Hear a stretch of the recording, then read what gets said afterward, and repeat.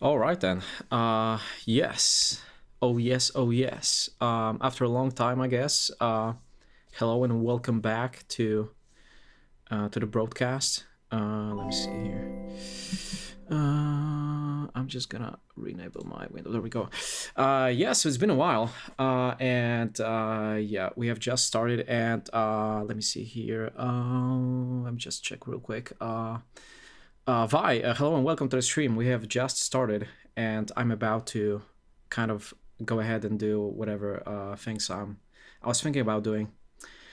Yeah, it's nice to have you here. And yeah, let me see. I would just have to like put myself together real quick and think about what I was about starting doing. So yeah, it's been a kind of a long couple of weeks for me personally. I've been sick a little bit, and I've just recovered from a little bit of sickness, and yeah. So I was thinking like late in the evening now, why not to launch a broadcast and see what I can sort of come up with, that sort of thing. Am I Polish? Yes, sir, I am. That's a good guess. I'm in fact am Polish, yeah. Even though I live in Sweden, as a matter of fact. So yeah, that's right, actually. I might guess that you're Polish as well. Anyways, let me see here. So I guess the plan for today, what it might be to launch some Splice and have a look through. Oh shit, I'm not logged into it. That's weird. Let me do that real quick.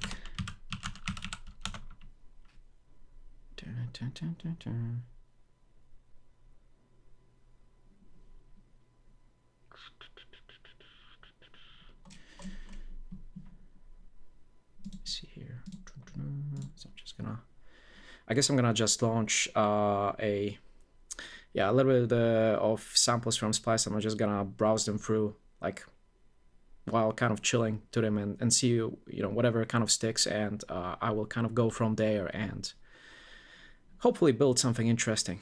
I guess that's the idea for this evening, but meanwhile, I can see that you have perhaps requested some feedback, and if that's the case, then I can either give you a permit on the chat if you wanna submit anything, or there's also the other way, which is posting your submission on our Discord server, which is also something that I have. And there's a feedback section over there as well, to kind of whatever paste stuff there, and also like have use of some of the resources on our server as well.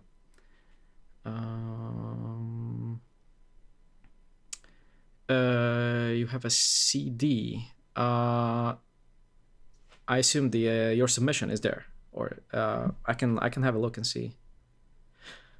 Okay, you have a cooldown. I see. Is that even a thing? Having a cooldown on Discord? Never heard of that, honestly. But I can give you a permit, if that's the better option. Let's see here. I just have to check. Okay, so that is 3 underscores, right? That should do it. There we go.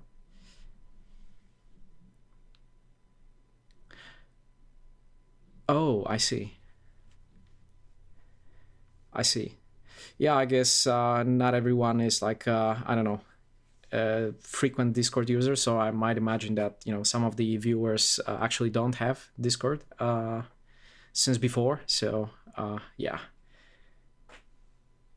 I guess it's not obligatory to have it when enjoying the streams and stuff. Yeah, so you have the permit, although I would be pretty quick because I think they're expiring quite quickly, but I can still give you one more if this one is not gonna do the trick.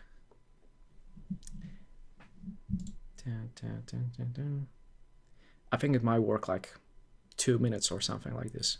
Anyways, let me see here.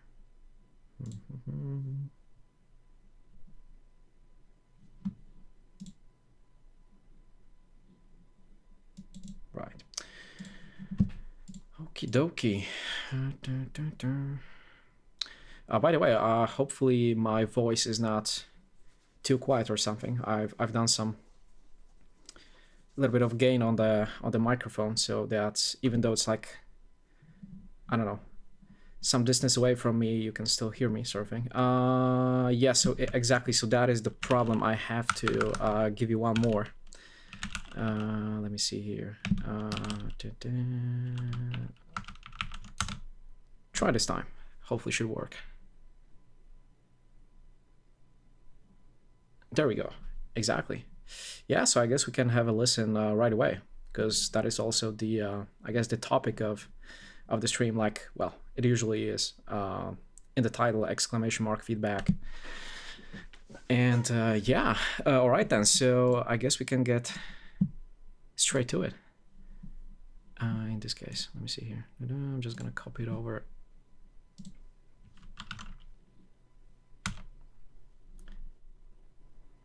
Oh, okay. So let me see here. So that's what I get when I open up your link. So you probably must have pasted a different one, or maybe deleted this in the meantime. I don't know. But that's what I get when I open up your link. So yeah. Oh, okay. I do have, let me see here. You mean the slash? No, that's because that is Loon, I might assume, is the title of your idea. But if I delete it, I think I just get to your profile page. Unless I maybe can find it on your profile page, like a public upload instead or something. See, I'm just gonna make it a little bit darker. No, I don't think. Is it in here somewhere? Oh, it should be there. Let me see. There we go. Awesome. All right, then let me just boost the gain a little bit, and yeah, let's have a listen. So idea called Loon. Let's hit play.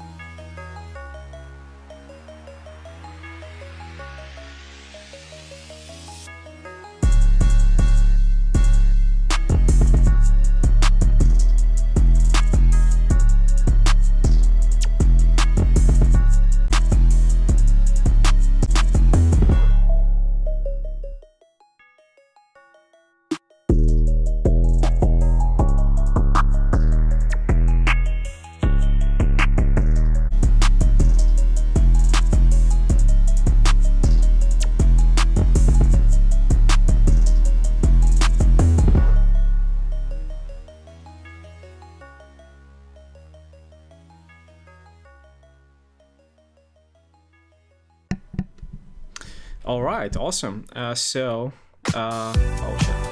sorry about that. Yeah, so that was once again an idea called Loon from Vi in the chat.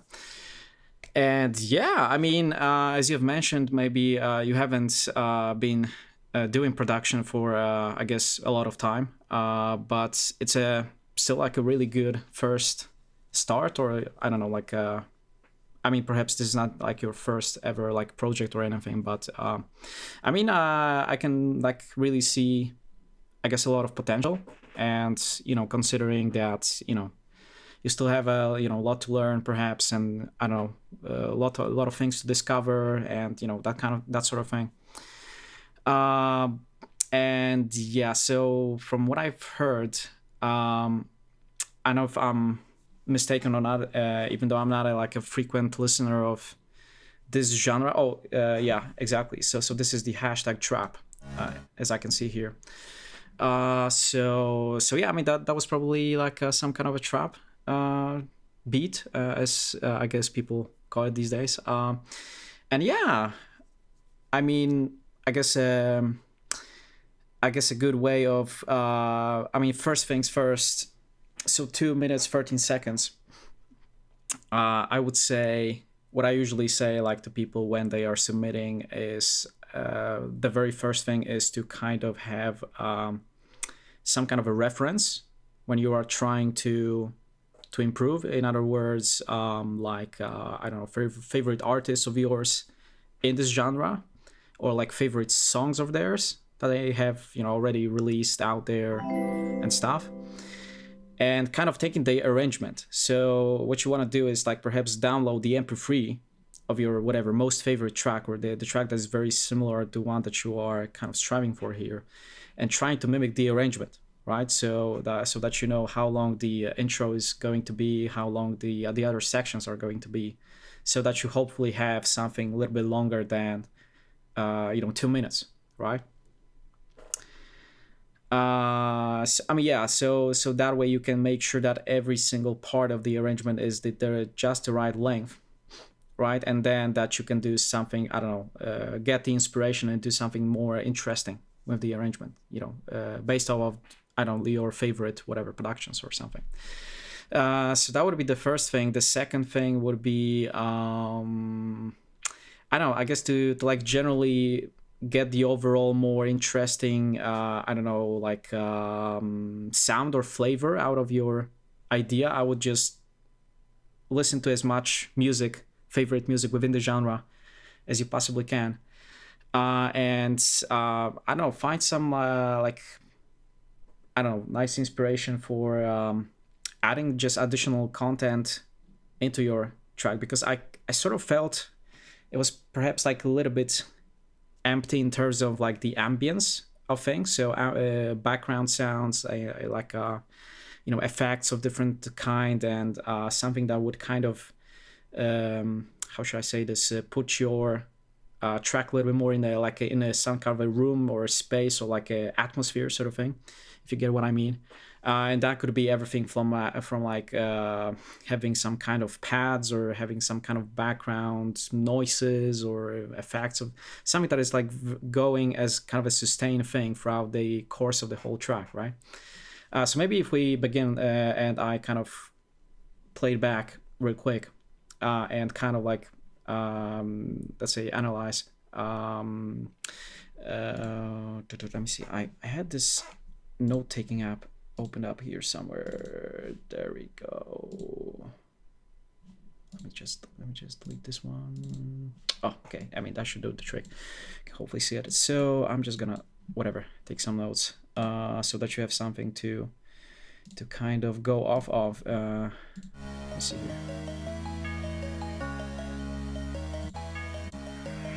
So the intro is already good. I feel like like for like being a beginner, I guess.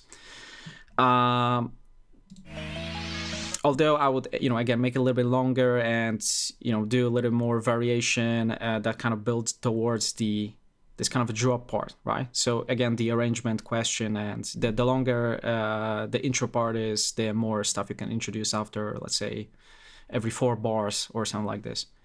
Whether it's drum sequences or whatever ambient stuff that we have talked about briefly, and that kind of thing. Okay, so I feel like that lead sound, that thing that goes da, da, da, which is like, you know, a nice melody, but I feel like it can be both improved in terms of the actual note information, so that you can make it like, I guess, a little bit more jumpy or whatever, like more I don't know, like it's going maybe like just said, you know, generally more how should I say this, appealing melody, like in terms of media information, but also to try and find some more powerful sound, I guess. And you could probably start with some kind of a alternative preset if you are not that much into sound design at the moment, and just, I guess, find a good replacement that could be like a little bit more distinctive, I feel like, because I don't know, this perhaps sounds to me like some kind of a square oscillator thing, which, you know, you can always sort of like maybe like layer something on top of it, or just change the sound altogether. But that is just, you know, a suggestion. So so that would be a good thing. Let me just real quickly. Yeah, right. Yeah, I'm just checking that you're still here because sometimes I talk to people and they kind of just poof, go away. But anyways,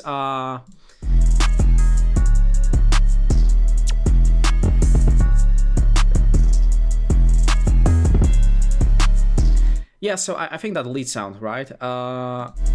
It could already like really improve the idea, because I feel like the kick drum is actually quite good.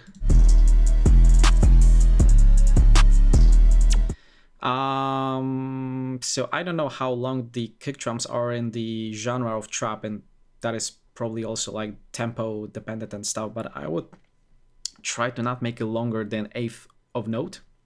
So not a quarter, but you know, then again, it's like it's a trap, so I mean, maybe you could go like a little bit longer than 1/8 note, but considering that you probably don't have like a bass line separate from the kick drum in here, I feel like.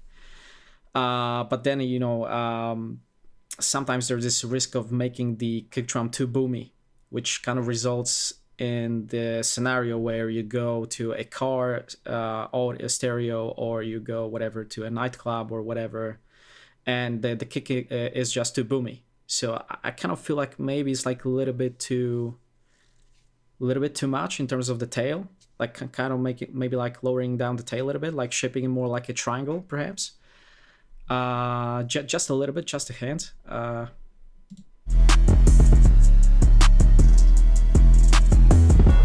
But then, you know, yeah, I'm just listening in headphones, so maybe that's just my whatever impression of things.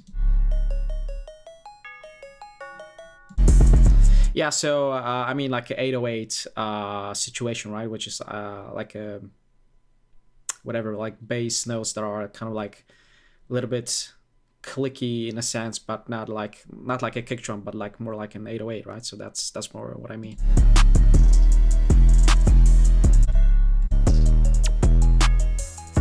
And, you know, trying to play a little bit with that, whatever 808, whatever that is, and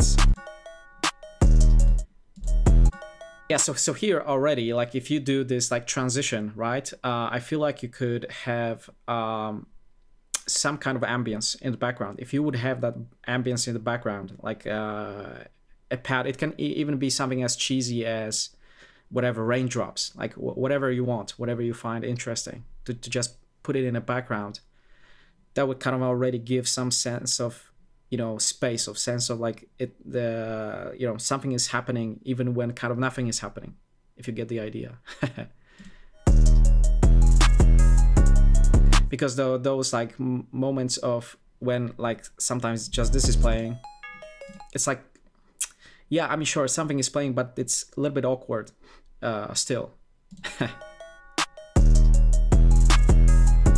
And then obviously the more elements you introduce, the whatever 808s and melodies and that whatever other stuff, then it kind of gets more and more, you kind of start to hear this ambience a little bit less and less, but still it's kind of there, if you would kind of you know, do such a thing.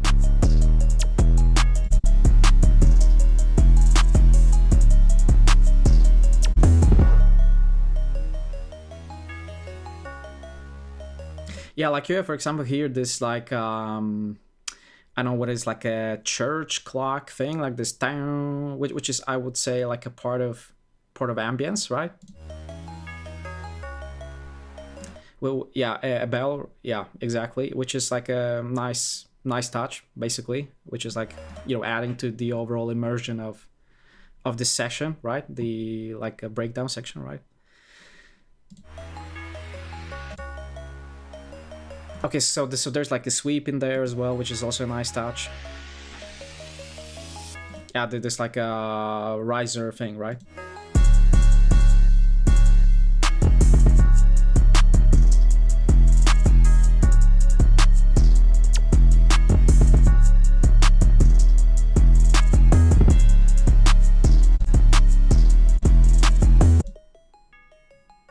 Yeah, so okay, so here is like another example of, like, again, some kind of ambience, some kind of a background sound would also be, really be helpful to this part, just like to this part, because again, it kind of gets a little bit awkward when the volume goes down and there's just like, what is it, like two elements.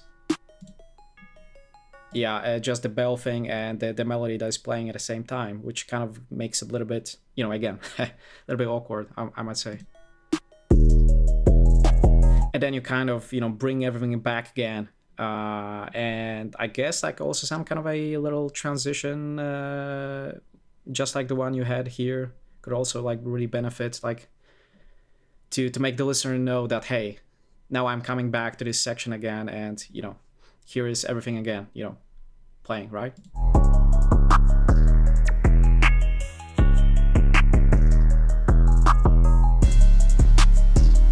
Okay, so here was like, okay, like also like a climax section, like filtering out and doing some interesting stuff with the 808, I might guess, and then again, yeah, the full thing.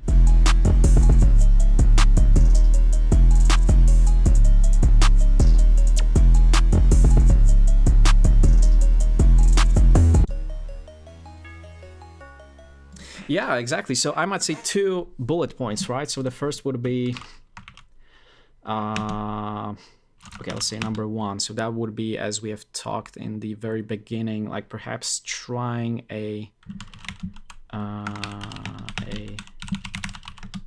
different lead sound for the melody, right? So to this thing that goes like the whole way, like throughout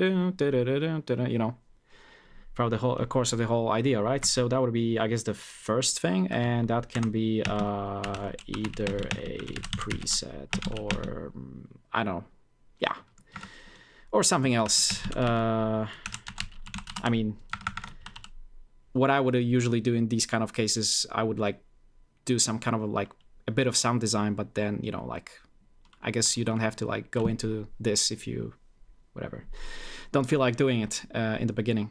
Pretty much, or something else. So that would be like doing your own simple sound, but that's just like whatever, secondary.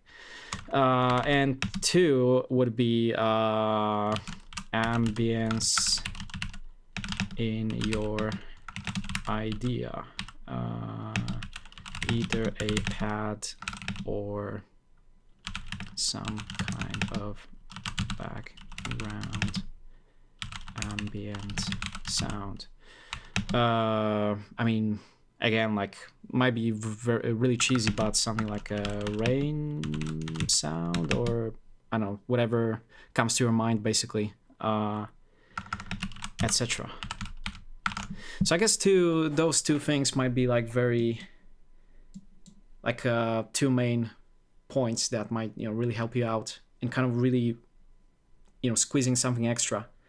But then I would really listen to a lot of music in the genre and find my most favorite tracks, most favorite artists, and kind of just try to maybe take a little bit of notes, like what I find interesting in these tracks that I like, and take the best bits and kind of puzzle them together into something of your own and kind of make your own mixture. That's how usually you get to a point where you can say, hey, I did kind of my own thing now, right? So yeah, I mean, I don't know. Like, I hope it was somewhat helpful. So I guess I can make it a little bit. Let me see here. Yeah, I don't know how to make this bigger, but I hope you can read this anyway. Yeah. So other than that, I don't think I have any other thing to give feedback on. I think it was like a really nice try for a beginner, regardless. So if you have any more follow-up questions, you can always let me know here in the chat.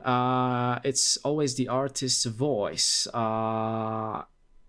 Yeah, I mean, sure, exactly. So, I mean, that is what you are kind of, I guess, I don't know. At least that's what I'm trying to do, is always, put my own perspective, put my own flavor into, whatever I do. And I don't know, like sometimes you are not really sure if you do that or not by, just listening to a lot of music and comparing and see like how other guys do this kind of thing, and then kind of figure out your own whatever flavor or a set of ingredients. I mean, that might be just keep doing what you're doing, keep doing awesome work, and just experiment with a lot of stuff. And I would suggest to not constrain yourself to just, I don't know, things that people think fit into the genre of trap, but just go out of the box and explore even different genres, and find something that you like even outside of realm of trap, basically. And I think that might really help you out a lot and allow you to take bits from far away and kind of bring into your own mixture once again. So yeah, I mean, thanks so much for the submission. That was really interesting to listen to. Let me just catch up with the because I think it was exactly, so there was also, I'm not sure if he has left or not. Yeah, that there was other person that asked for submission, but he apparently left. Yeah, that was a bit sad. Yeah, but who knows? Maybe he comes back. You never know. Anyways, I guess I can get back to my usual schedule of things. And no problem, Vi. You're welcome. Well, you're welcome. All right then.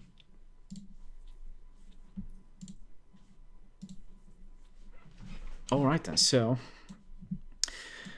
okay. So here's what I'm thinking. I wanted to just experiment with some sounds that I have saved from Splice and see if I was having this idea that I wanted to kind of build. But let me see. Crap. I think it was. Let me see here. Probably this one. No. I had it somewhere. Anyway. Maybe it's in some other folder. On my hard drive. Yeah, thanks so much for stopping by. Yeah, thank you, and goodbye. Have a good night.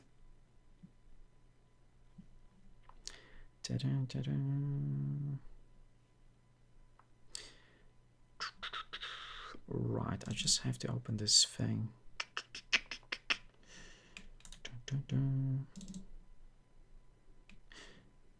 Probably this one, but I'm not sure. Let's open it.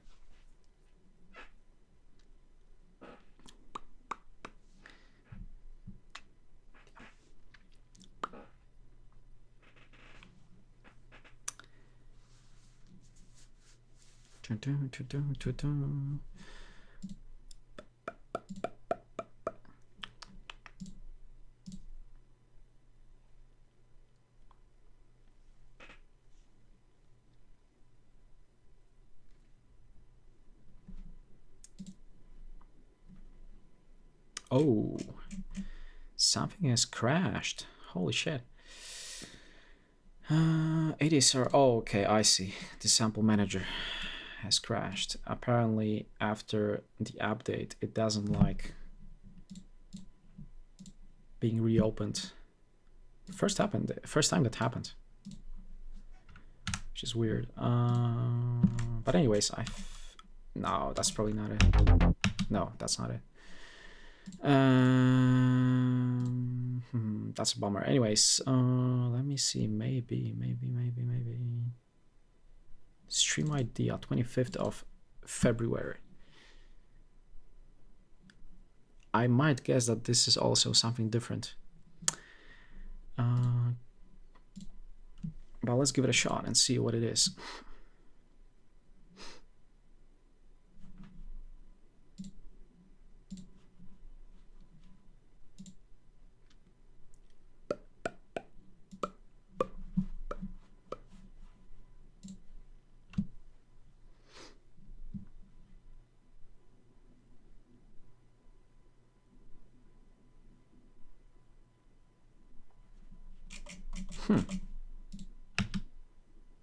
Okay, that was really weird. So it was apparently an empty project, but I had a bunch of different sounds in here. Let's see. Okay, I see. Okay, so perhaps the last stream that I did, which was on 25th of February, I basically have thrown a bunch of sounds, and I didn't actually do anything with them. I just had like, yeah, I do these weird projects sometimes when I don't do anything in here, like I don't arrange anything. I just throw in a bunch of sounds and kind of something that kind of works together, or I don't know, something that I like, so that I have like some kind of puzzles to kind of build upon, or used to build something with, sort of thing. But I think that's also not the thing I was looking for.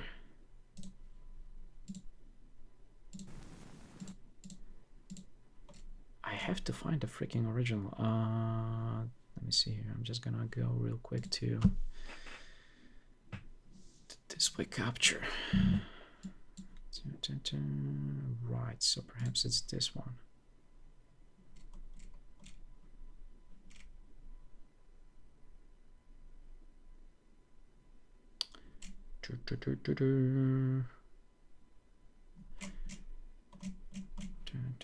Or let's do it differently.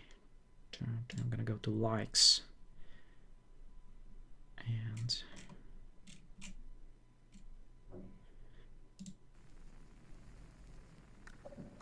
okay, nothing's playing. I might have a guess why. Let me see here.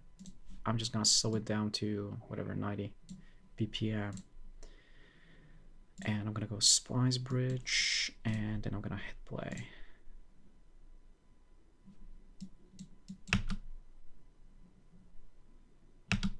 Oh shit, that would be pretty loud.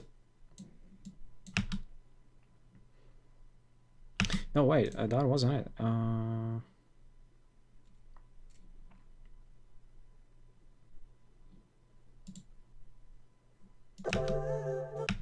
No, that wasn't it. Let's keep looking. So what I'm looking for is this whole kind of music loop that I have saved a while ago, a couple of weeks ago, that I wanted to use. Instruments. I want to have a tag music. So it's like a whole music. Exactly.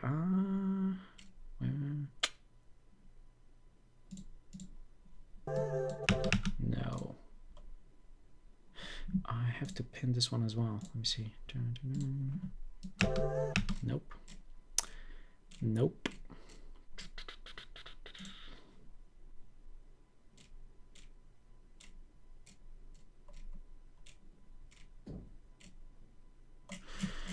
Right, making or narrowing the search to loops would also help.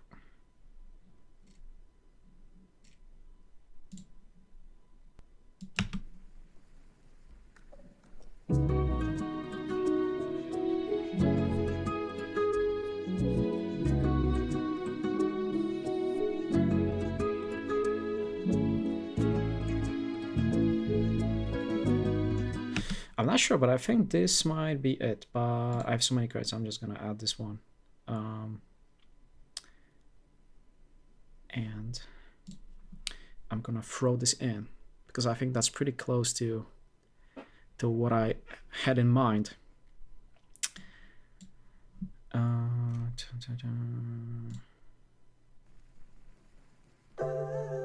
Yeah, exactly.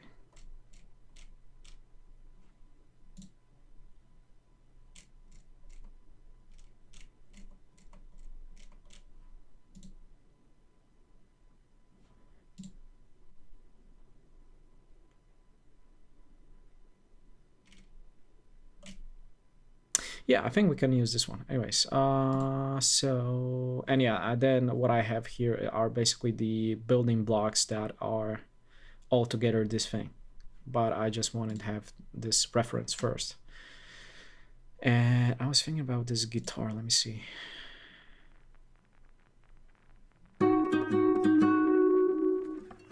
Yeah, which I've already got, as a matter of fact. That's awesome. Okay, let's throw in everything. Dun, dun, dun.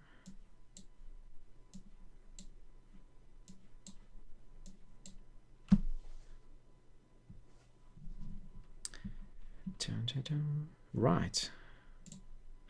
So first,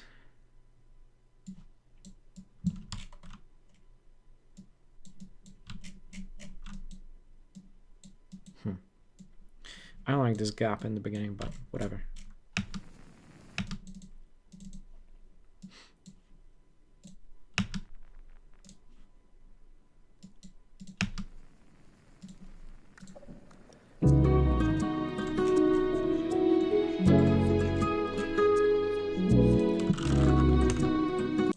Oh shit.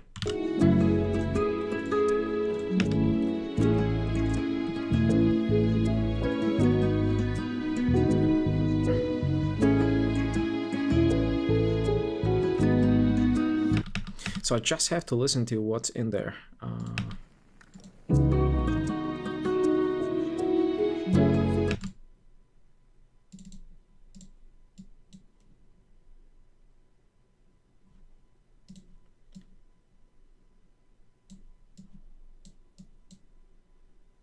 And oh shit, I also have to stretch it to the right tempo.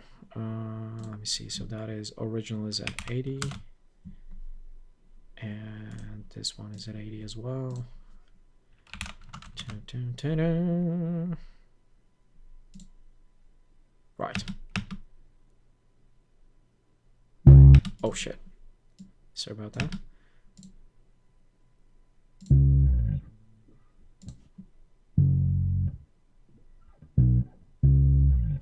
Right, so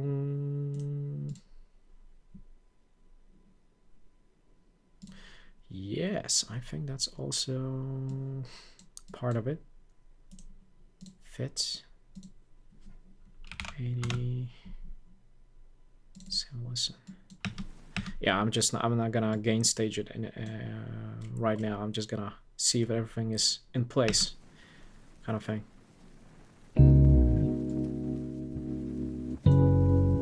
So some things might be out of balance in a sense. I just want to make sure that everything is here first.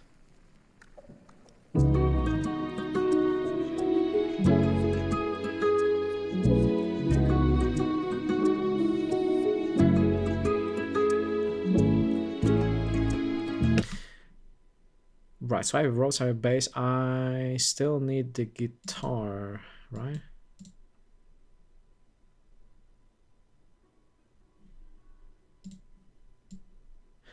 And I'm not sure. I think this isn't the whole. Yeah, I still have the one more guitar.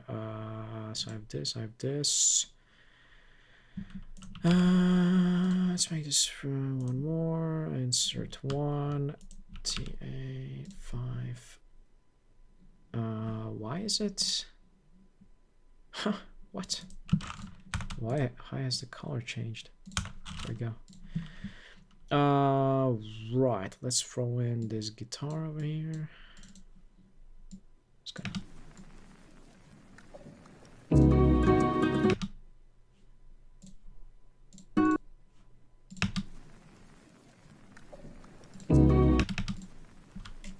And obviously stretch.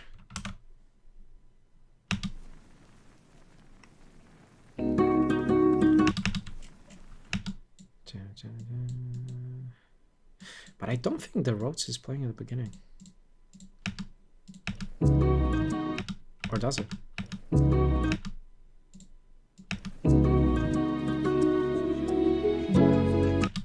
Huh. Yeah, they're a little bit out of sync.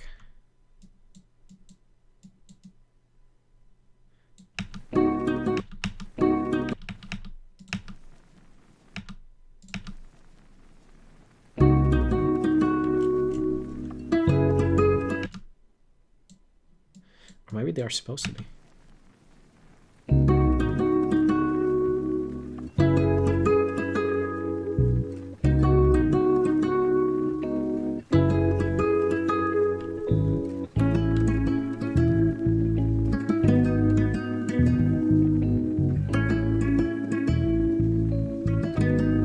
Okay, let's go for it. Maybe let's just change these color to no, that's not what I want. There we go. And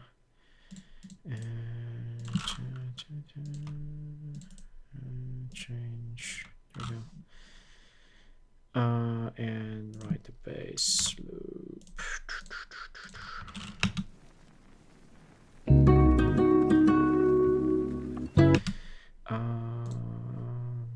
Right, so that was 1, 3, 4, 5, 6, 7. 3, 4, 5, 6, 7. Huh. But I still missed the string. So apparently that is not the whole thing.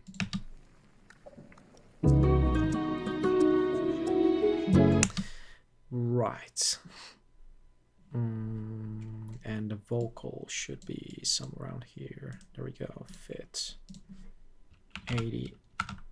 But I will have to change the color of that thing, because that's the vocal is the vocal.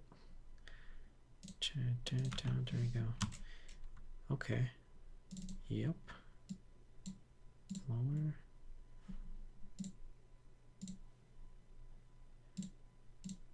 And shaker is obviously a drum part, so I'm gonna change to this, and then I'm gonna insert.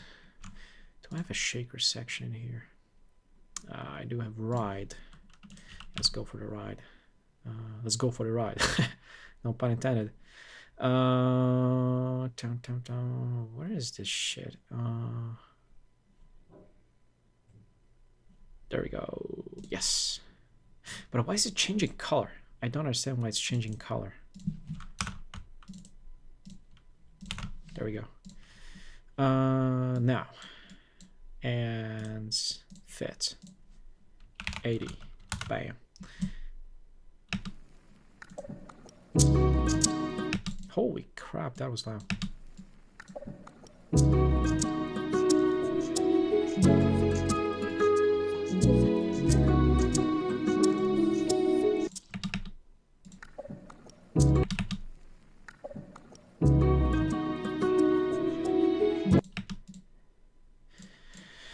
Okay, I still need the string, but I just don't think I've added it. Let's go to the actual pack and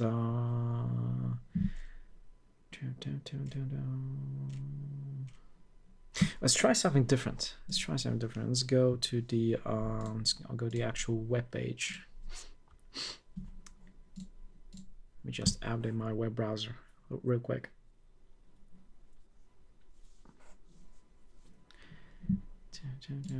There we go. So what was the name of this? VHS Heroes 2 sounds.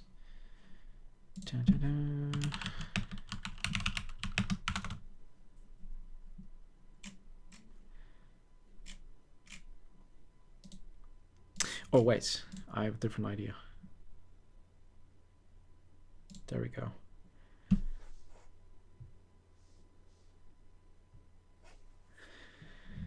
Oh, and I hate this white mode, so I'm gonna do something like this. Right, and what I have to find is hideaway, and make sure that all of these hideaway parts are exactly. What?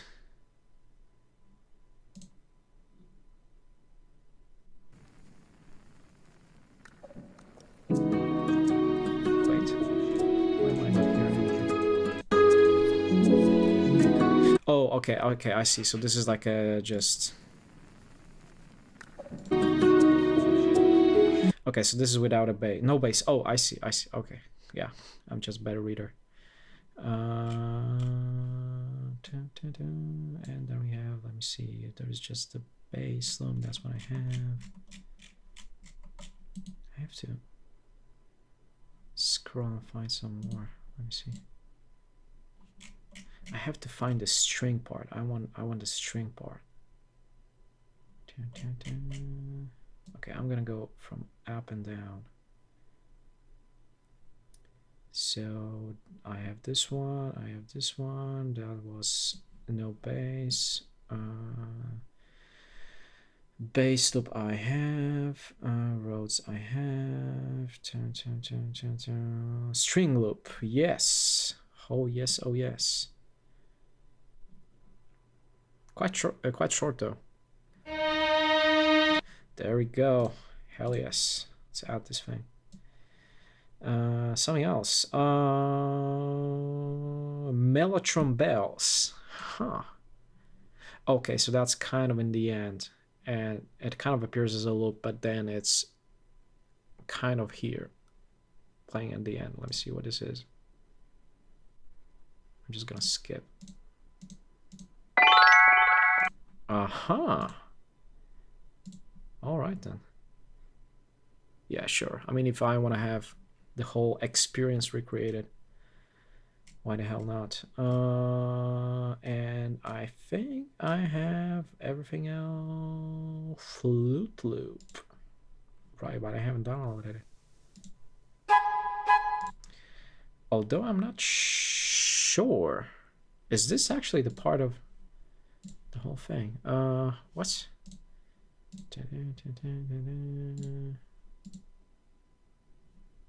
Let me check. Yeah, okay, I hear it. It's just very, very quiet in the end, right? So let me get back to this. Wait, what am I doing? Right. There we go. All right, let's download. Yes, I want this thing. And no, my eyes are burning. And yeah, there we go. Because the weird thing is I disabled dark mode on this kind of like tab in my web browser. It's also gonna disable it in the other tabs, or well, the other way. So if this is dark, my chat is in the dark color on Twitch.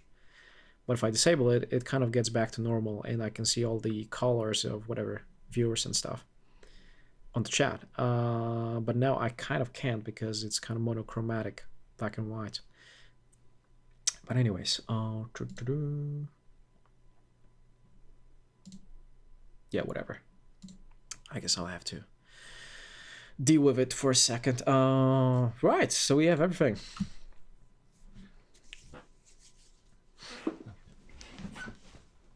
Okay.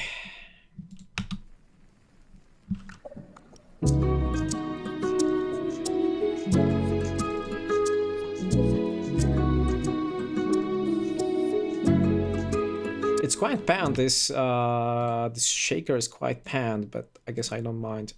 I'm just gonna enable some ear protection. There we go.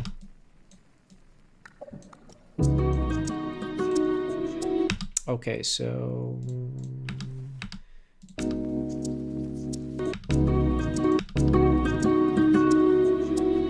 right, so only, huh. Okay, well, how should I do this? 35, insert 1, TA 36. I cannot understand, for the love of God, why my... Oh, I see, maybe after the update, because I just updated FL Studio today to 20.9.1, and I think what they did is that whenever you introduce the new channel or something, that you get the color of the how should I say this, the dominant channel, the one that others are grouped into, because I can do something like this. And that's how usually I kind of arrange my stuff in here. So the drums are in the lighter and color drum section, sounds are in sounds, whatever, and some MIDI stuff or sidechain stuff in here, and whatever. And apparently I do also have some non-grouped drum stuff here as well. And then there is pre-master on top, which is like more for like gain automation and that kind of thing. Yeah. Awesome. So yeah, let's see. So now what I have to do is bring back these acquired sounds. So that was the flute, which one I was missing, strings, and mellotron bell. And that's pretty much it, as far as I can remember. So everything is... There we go. Yup. So now I want the string, but a string should be, yeah, whatever. Let's bring it here. And I have to,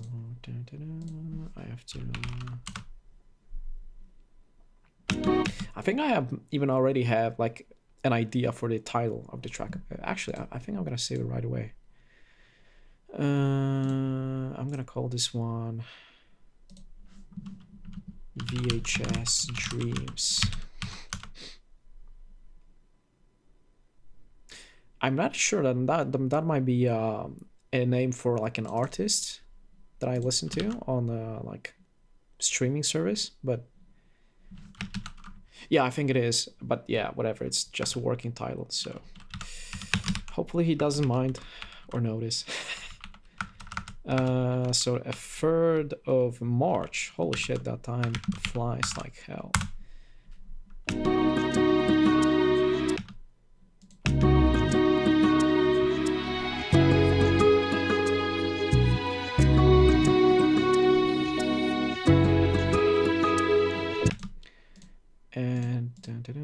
And we, yeah.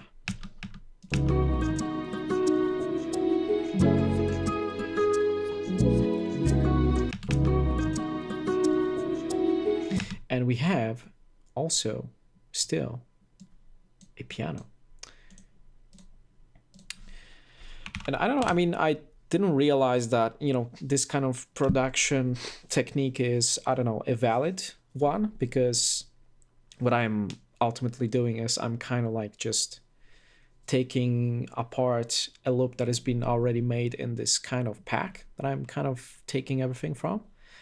But then my hope is to kind of try to turn it into something, you know, slightly, you know, or well, kind of vastly different.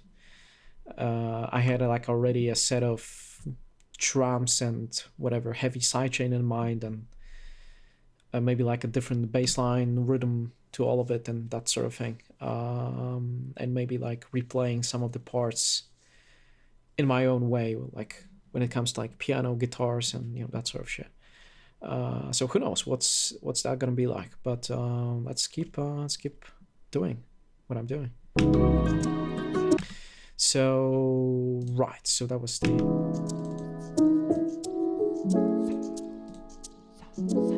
I mean, this part alone is already so like vibey that I might be able to take this in a completely different direction, but you know, that all depends on how I feel, I guess.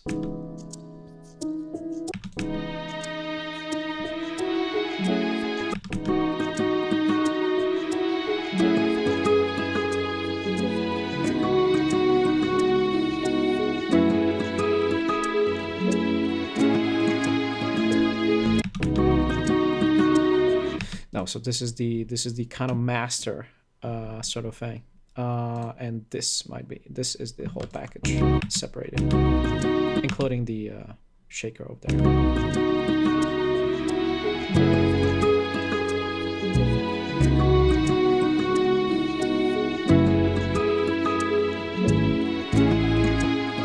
I'm already thinking of a different shaker instead of this being like, I don't know, slow. I don't know, I was thinking just of a different shaker rhythm.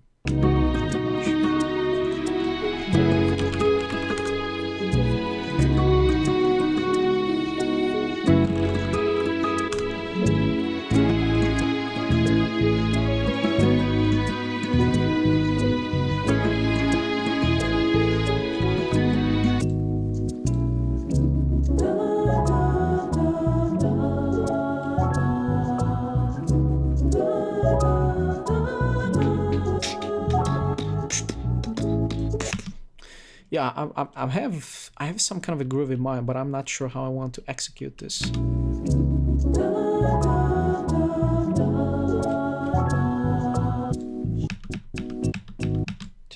Let me see here.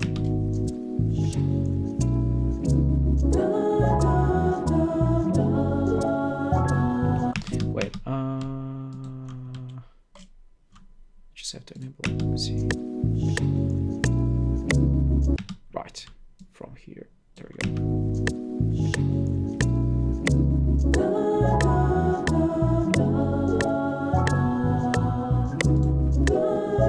And obviously high passing some of the elements.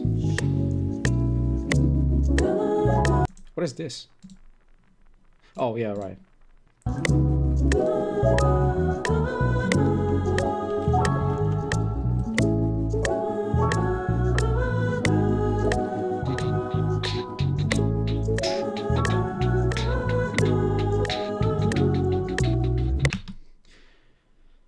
Huh.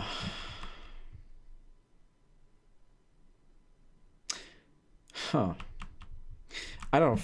I'm thinking of programming my own groove, drum groove, but then I kind of have the feeling that I'm gonna fuck it up and I'm gonna lose the scope of what I have in my mind, and I'm thinking instead of going for a loop. But no, whatever. I'm gonna try it out first. It's all in my mind. Hopefully. So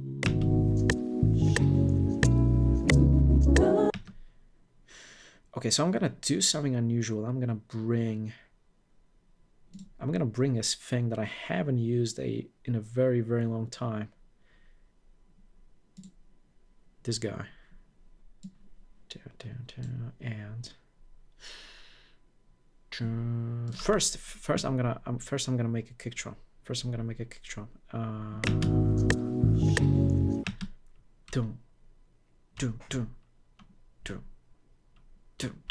Hopefully sound like this. And I already have something pre-made in here, I think. Yeah. Which I'm calling sub kick, but it's kind of like a regular kick lately. Anyway. So how am I gonna write? So I'm gonna go to this, and I'm gonna have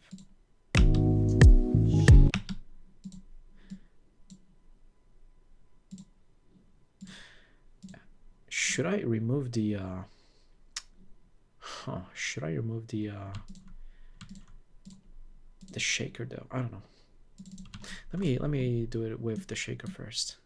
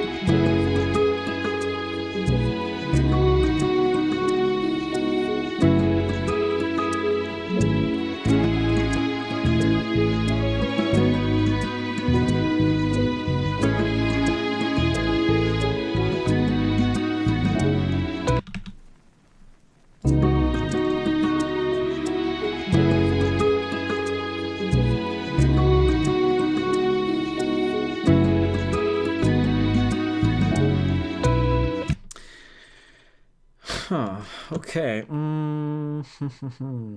Should I... let me try this. So that I don't disturb... or no what? No, let's do something different. What I'm gonna do is I'm gonna take this. I'm gonna do arrangements 2. I'm gonna move this here. Yeah. Then we have arrangement 1 and arrangement 2. And I'm gonna just add the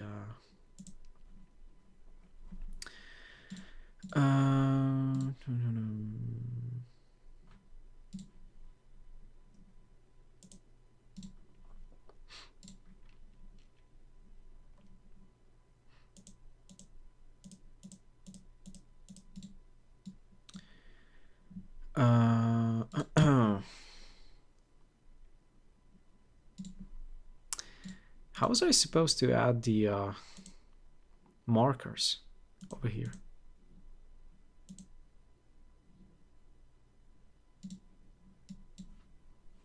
Why are they gone here? Oh, no.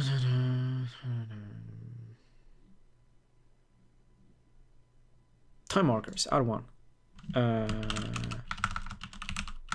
Intro, bam, there we go. Awesome. Yeah, whatever, I just want this bar to be wider, pretty much. That's why. Okay, but some stuff have wound up in the wrong places. There we go.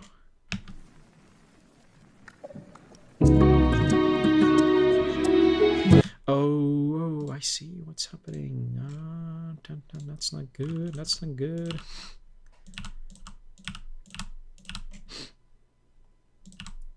Oh, no. Oh, yeah, I mean, yeah.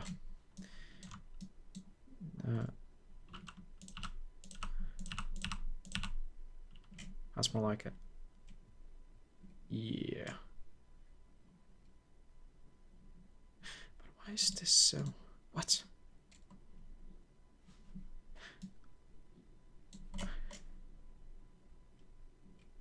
I have no idea.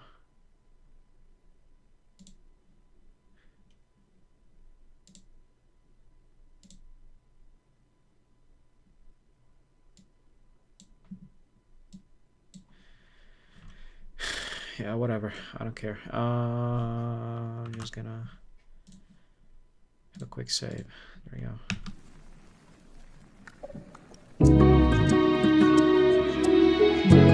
And remove this.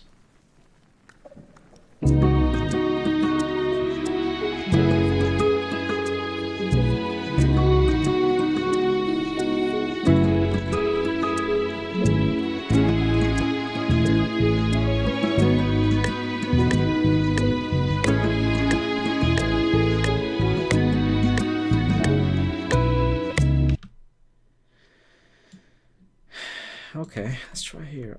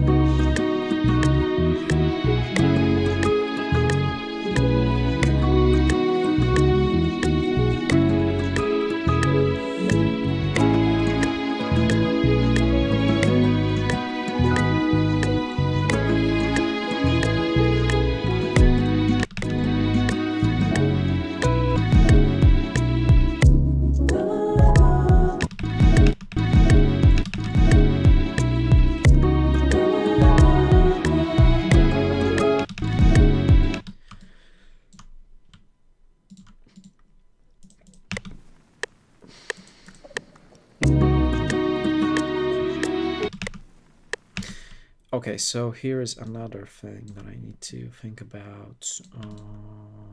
Let's start over here.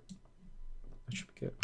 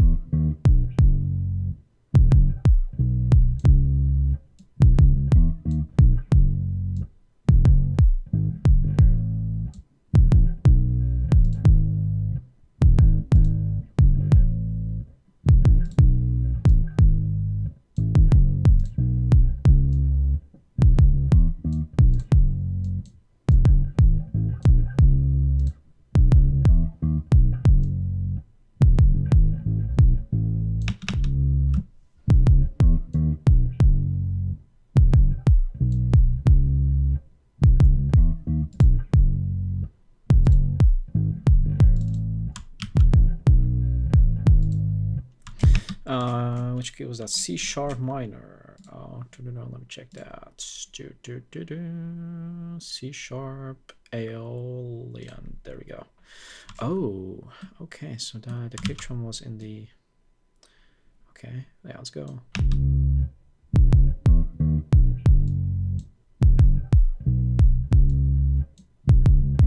Let's keep it at A. So A is the actual kind of pitch of the tail of the kick drum kind of thing. So technically, I hope, yeah, it's not gonna be audible because it's too short, but it should be in G, hopefully. Maybe we find instead which one? This one.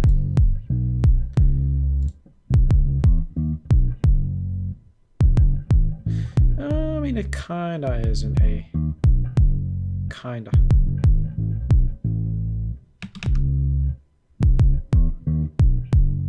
Plus 39 cents. Yeah, so I mean, well.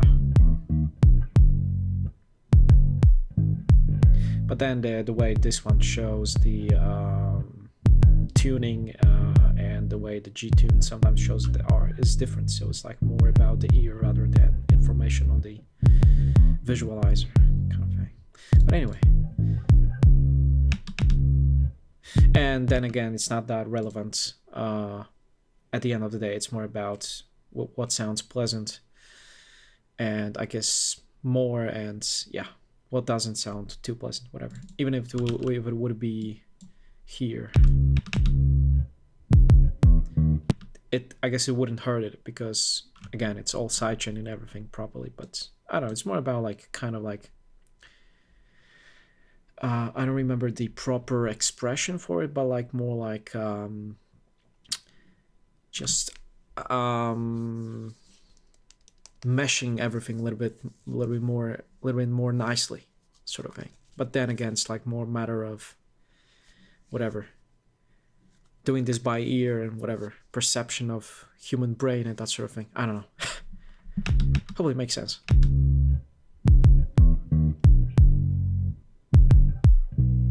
Even if I would go lower, it's still okay. Okay, so here I can already hear the properties of the sort of thump of that kick drum, kind of like hiding a little bit because of the way how it's built in the synthesizer, because it's like a synthesized kick. And the higher I go, the more the properties of the punch are starting to show. So this is like a, I don't know, at least for now, a sweet spot. If I ever felt like tweaking it, I could go back to the synthesizer and kind of like tweaking it.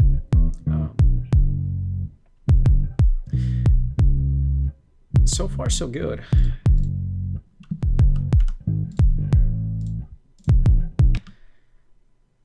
Now I'm thinking about some kind of a loop for this thing, drum loop. So we have the shaker, but I'm not sure if I'm gonna leave it. I'm probably gonna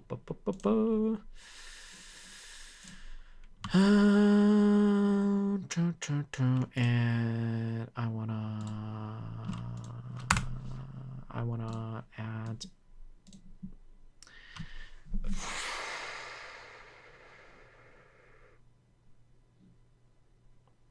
okay.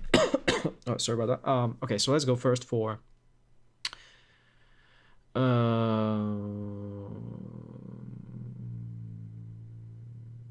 where's this thing? There we go.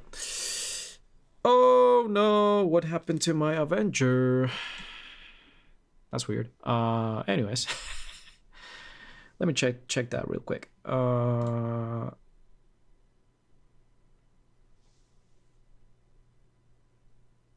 Oh, there we go. Reload the plugin. Yeah, so for some weird reason, my Avenger logged out from itself, which never happened before. But there we go.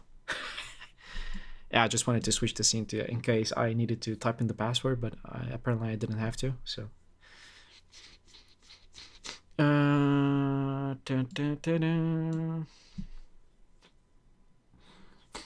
Anyways, all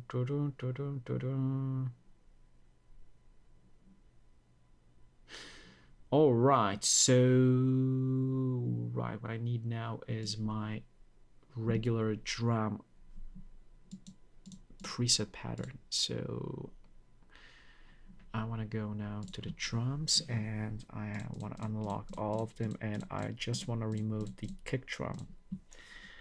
And I want to remove a kick drum because I already have one, and I want to try some of these classic analog or whatever, just these factory presets, which are drum sequences with their own sounds, right?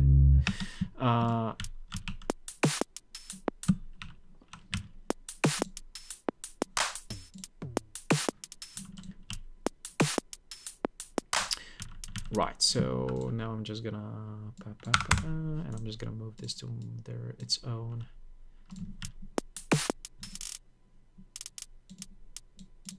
There we go.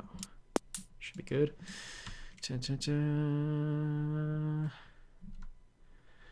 Oh, hello, Akiwat, and welcome to the stream. I completely forgot how you followed me. Okay, that's weird. Because I do not recognize your nickname as well.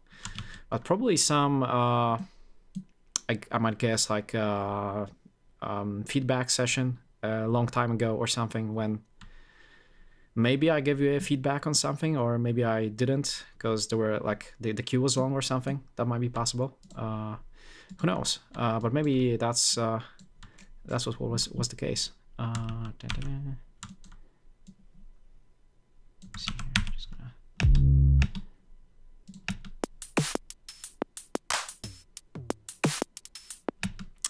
gonna... did I do an ambient track? I think I did. Yeah, actually, yeah. But that was like probably like a month ago or something.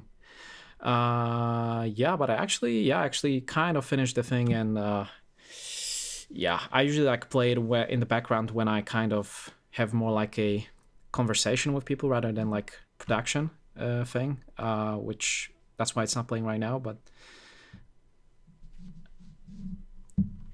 I kind of finished the thing, and yeah, it's sometimes playing on the in the beginning of my streams, like starting soon kind of page. Yeah. But that's I didn't play this one today, unfortunately. I think I forgot it basically. It was more like a, I might say like ambient / meditative kind of thing that I wanted to do for a while, because I tend to listen to that kind of stuff myself off stream. So yeah.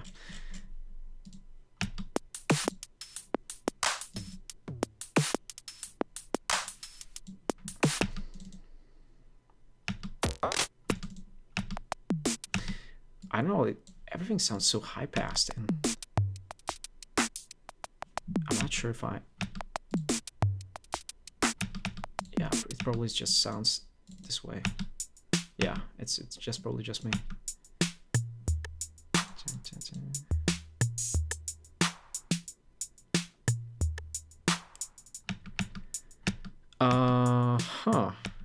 Yeah. I honestly, like usually I remember the nicknames of people, but yeah, man, I really wish I knew, but you probably have to, if you are like a member on Discord, our Discord server, you can probably like go back there and check the feedback section, probably, if that's where you submitted. It's possible that it's kind of still there, I might guess, but I'm not sure.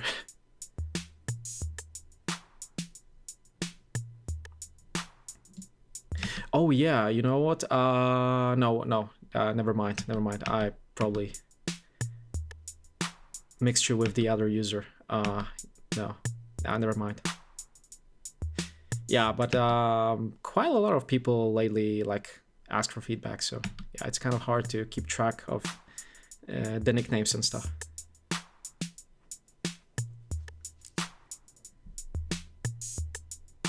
All right, anyways, let me put this in. Let me see here. There we go.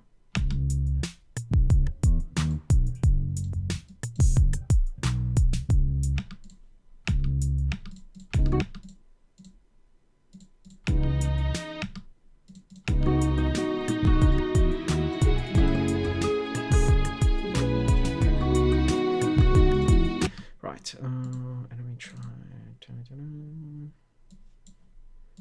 something else.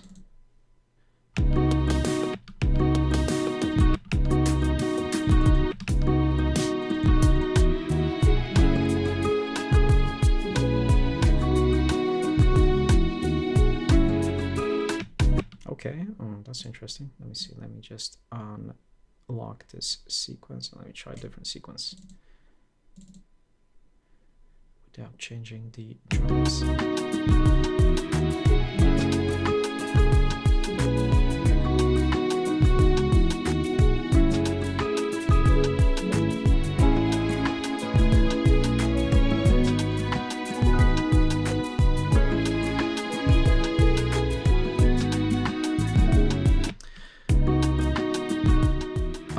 Let me see. Okay, I see. Ask for feedback, tracks already done. I mean, it really depends. So what I usually try to kind of avoid is to play released tracks on stream. So if you kind of have already like whatever, send it to your publisher or whatever, to a label or whatever you want to kind of release this thing, then I guess I would rather not. But if you kind of still are about to do it, then I guess I might, you know, play it, you know, and kind of whatever.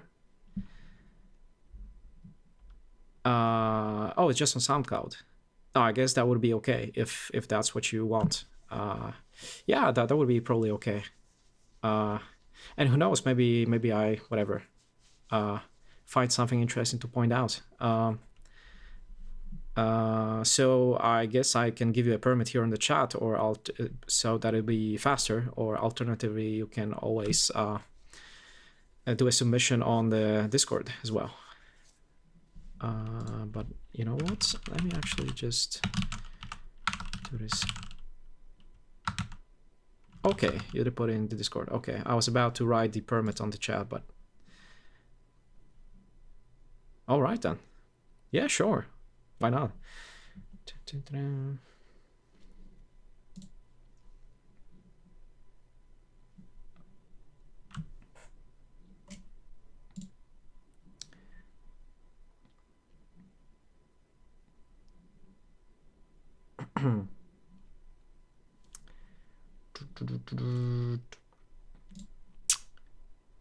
All right then.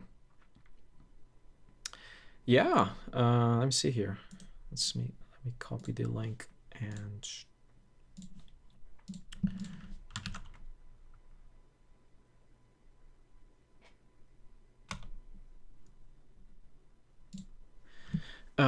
let me see. You need explanation before or after you play it. Okay, I don't think I really get what you mean, but I assume like, I don't know. I'm not really sure, but maybe you can elaborate what you mean by explanation, so that I'm sure like that I don't know, maybe I don't play this on the stream or something, or maybe I can like mute it and whatever, judge and let you know that way. Because actually if you type the exclamation mark feedback, so that is a really important thing to distinguish, is that to take part of this information so that everything is kind of crystal clear, and yeah, so the idea is basically that I re-upload these VODs to YouTube as well. So if you kind of plan on whatever, releasing this thing or whatever, not to have it anywhere else, then it might be like a little bit weird considering that I re-upload the VODs, right? So, okay, that's fine. All right then. I'm just gonna change the scene. All right then. Okay, so the track is called Haunts 12-tone EDM. Okay, let's give it a shot.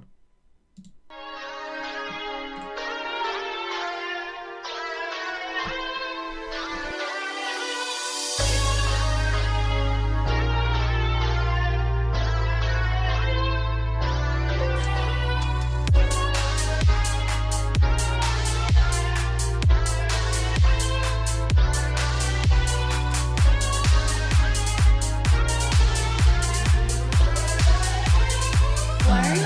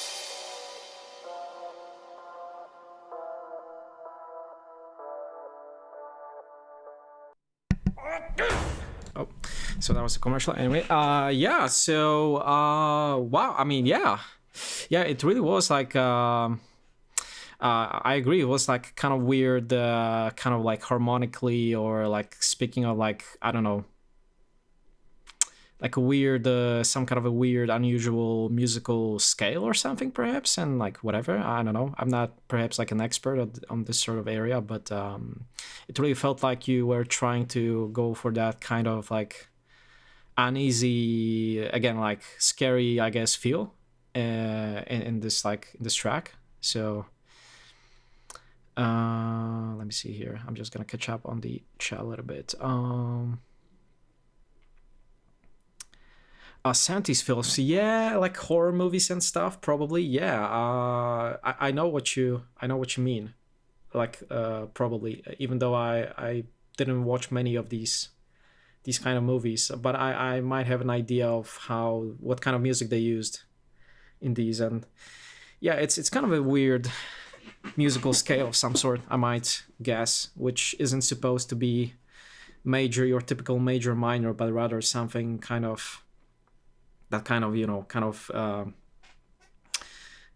how should I say this, like make you feel like something is off, basically. Yeah, exactly. Mirror scenes, classical music. Yeah, yeah. I would agree. I would agree. Even though I'm not like whatever 70s like horror movie type of person. I mean, I think I've heard this kind of sound. Definitely, for sure. Atonal dissonant music. Yeah, I mean, I think I've heard the term somewhere, but it kind of makes sense if you put it that way, for sure. And I mean, I don't know, like from a creative standpoint, I mean, that all depends on what you're kind of trying to achieve with your idea, or maybe it's just for fun or something.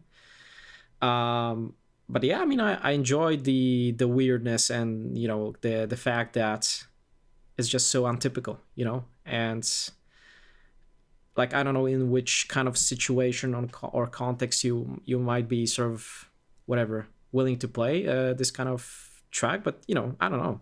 It really depends on the mood, um, but I don't know if I would put it in a, I don't know, EDM category exactly, or I don't know, maybe if then that would be like your whatever very untypical, unusual type of EDM. Because I mean, you have like some kind of a rhythm and a kick drum in there, and that sort of thing. So I guess it's kind of danceable, but then then again, you have your unusual harmonies going on there. So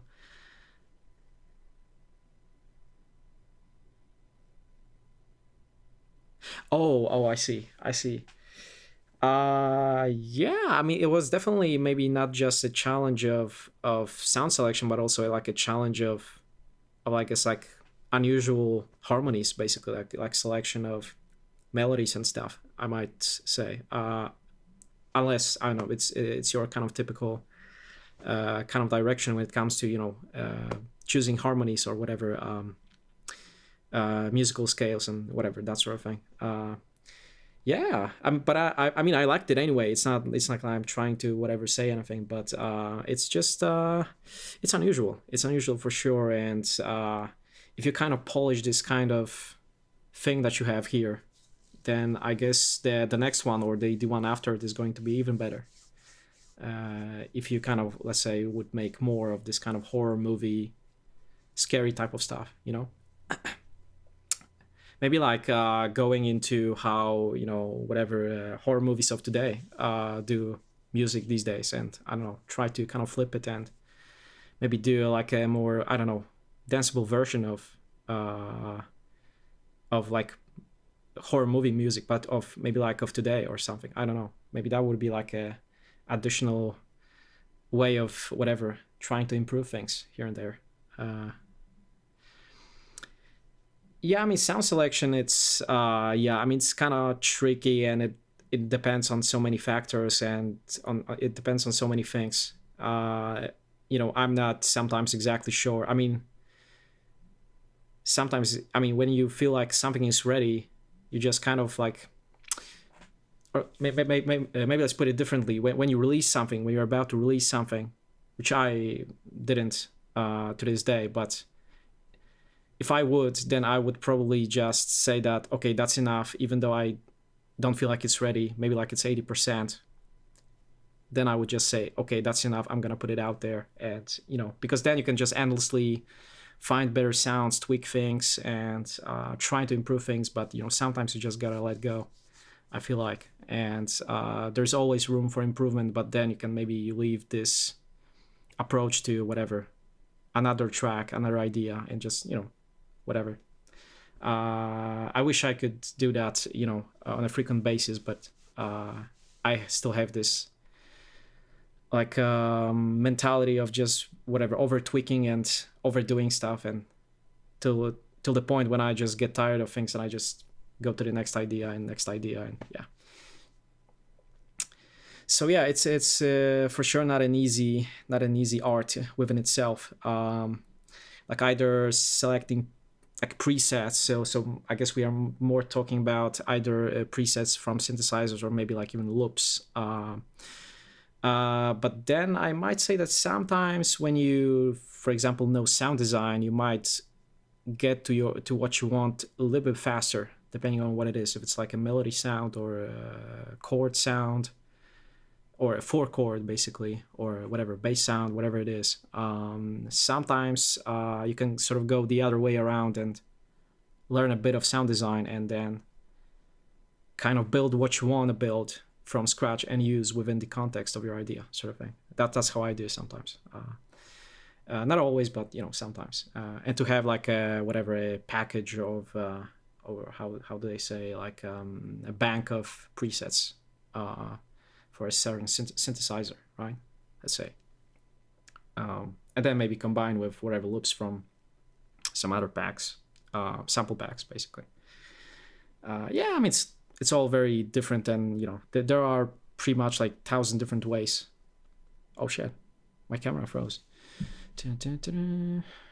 Oh, now it unfroze. Oh, that was like a split second, I think. No. I mean, it's not a problem. I mean, it's nice to have a conversation with people, and not many people swing by the streams lately. So yeah, I can just switch the scene so that maybe there isn't you don't see the web browser at all times. Yeah, but you can still, like, whatever, ask me whatever if you feel like it, and I guess I will try to do some productive stuff in the meantime. Yeah, but thanks for the submission, and yeah, not a problem at all. I'm just gonna make this a bit louder.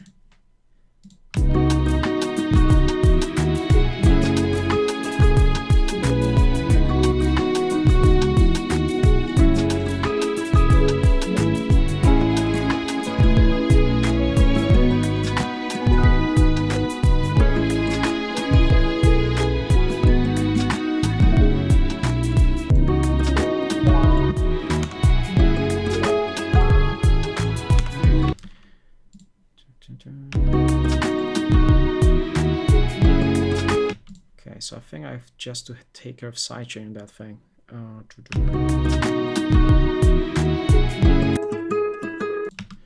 So let me see. There it is.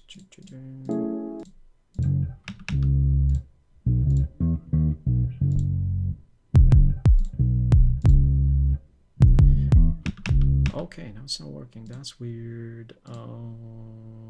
There we go. Okay.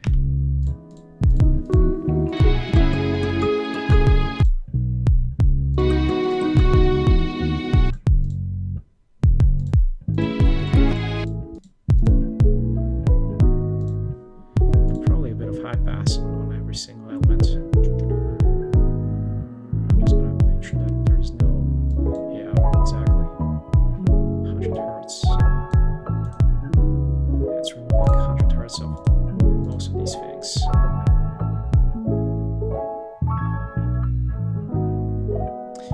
Even 130 should be good.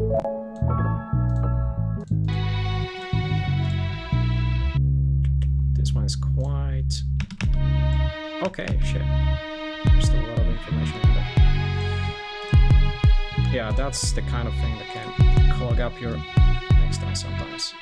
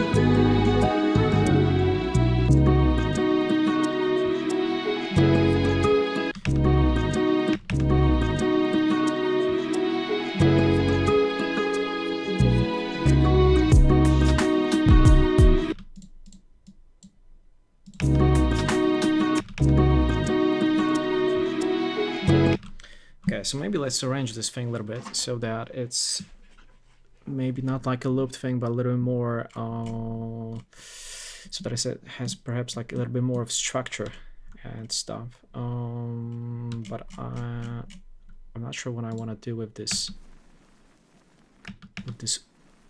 noise in here. Maybe I'm just gonna remove it all together, and just whatever, slice it up, so that I can start at the very beginning. So I'm just gonna do something like this, bam. And yeah, let me see here. So I'm just gonna have to pick a sound that I like to listen.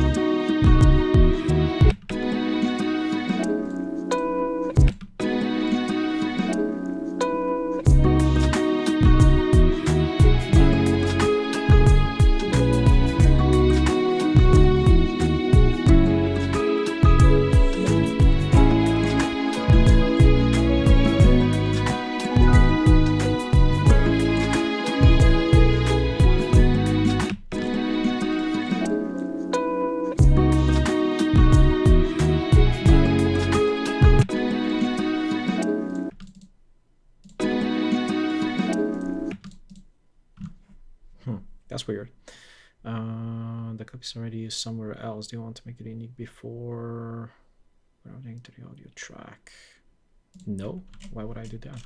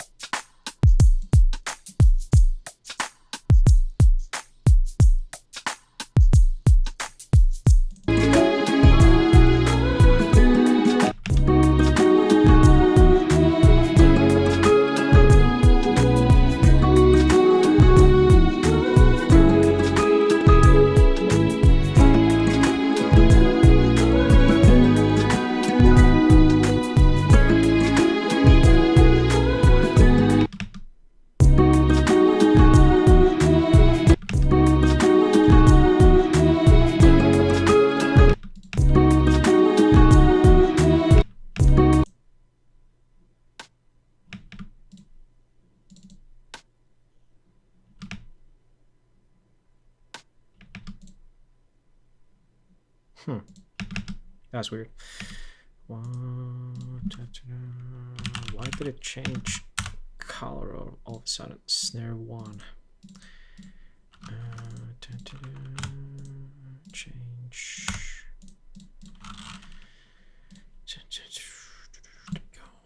Yes. Oh, I see. Okay, now I see what was the problem. Anyway, I think I'm gonna save a new. See here. Okay, so I'm gonna call this one like this. Third 22. There we go.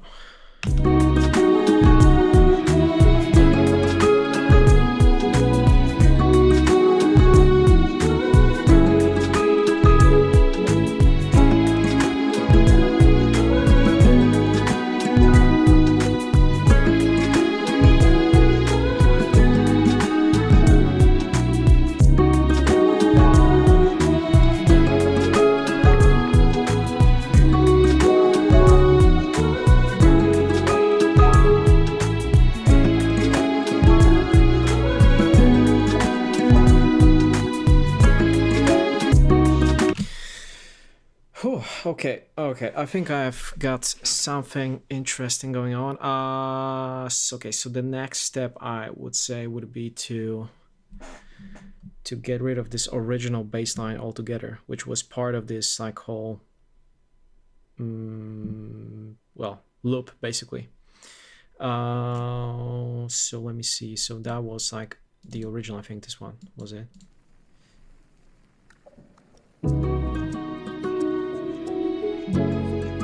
Yeah, which was basically a loop taken out of oh damn, it probably wasn't visible.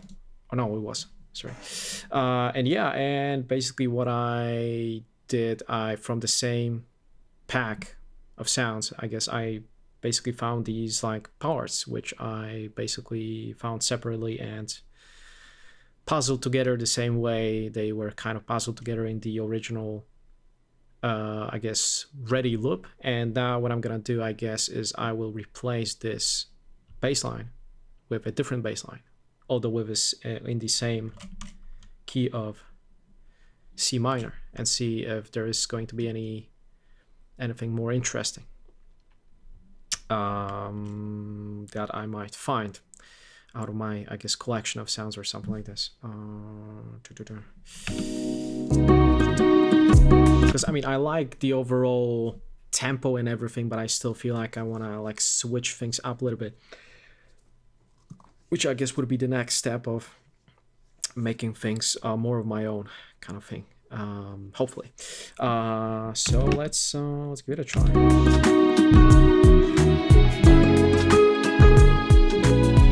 So without it,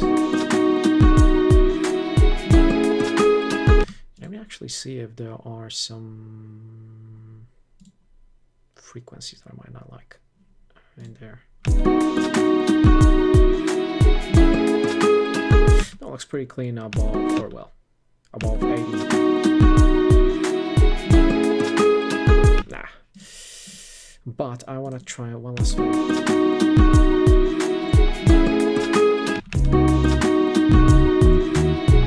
Right, right, I completely forgot. So the sidechain.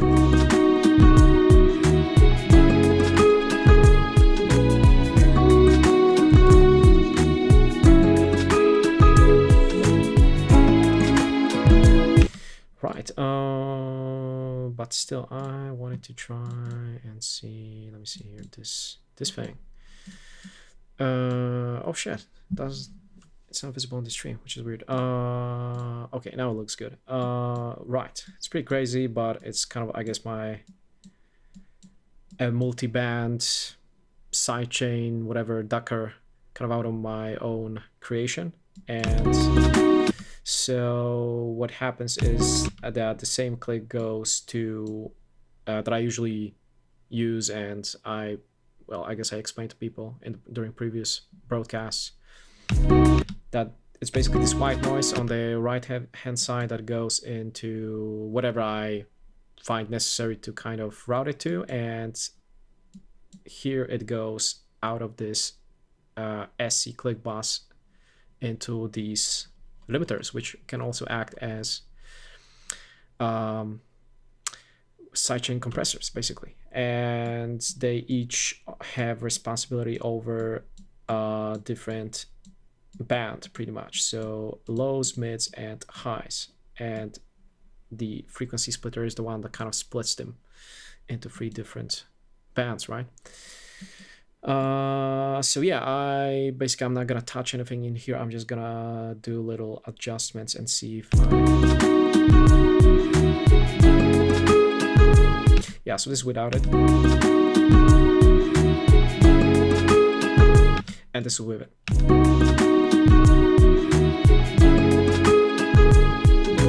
It kind of already carves out a lot of nasty stuff that kind of whatever,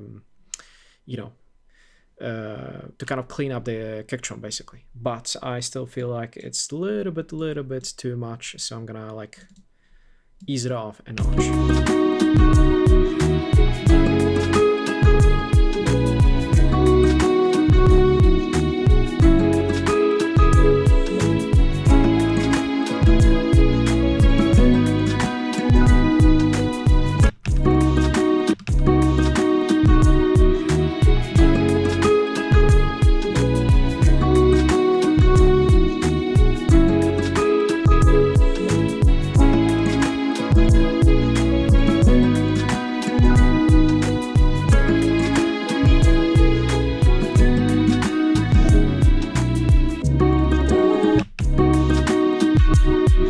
Yeah, so this is the one that kind of like, how should I say this, choked this one the most, which is the low end part. And this low end part sits, yeah, it's kind of heavy. It's goes up to, let me see here, 1.3 kilohertz. Oh shit. Yeah, but I guess it's okay. It's better than, ducking the whole spectrum, frequency spectrum, basically.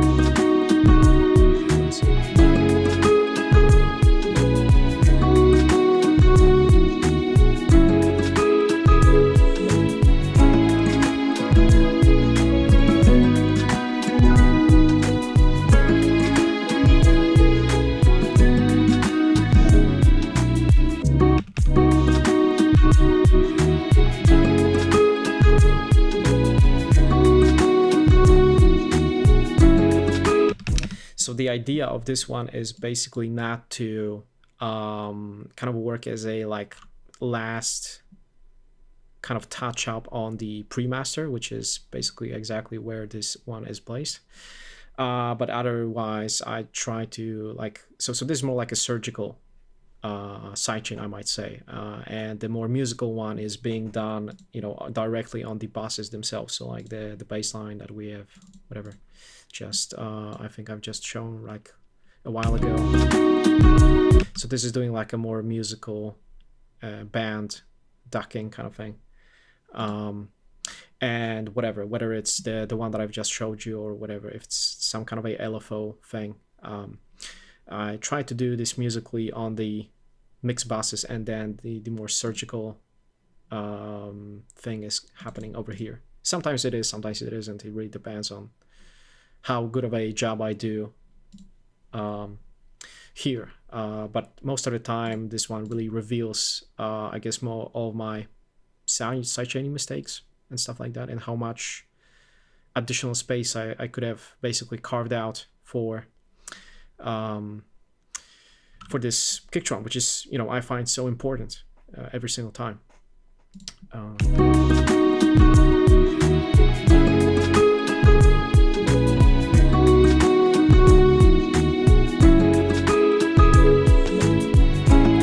It's a little bit, let's maybe do this.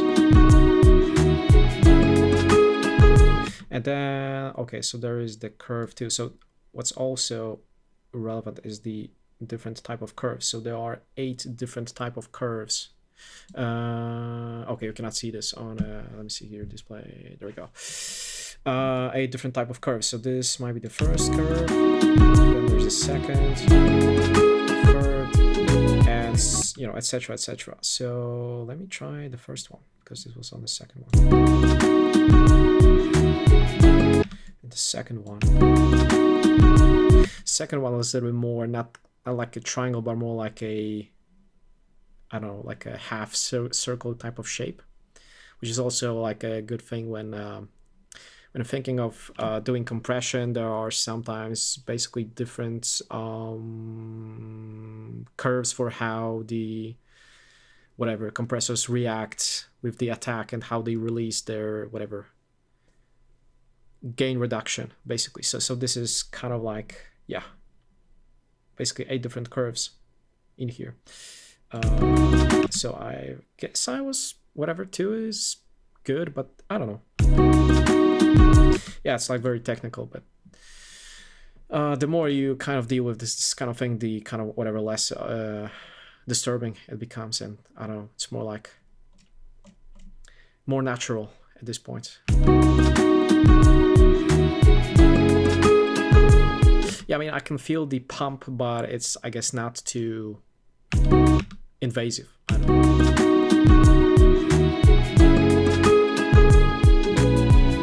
It's present, but it's, again, not too overboard. Anyways, where was I? Right, try these different baselines. So what I'm gonna do is I'm gonna open up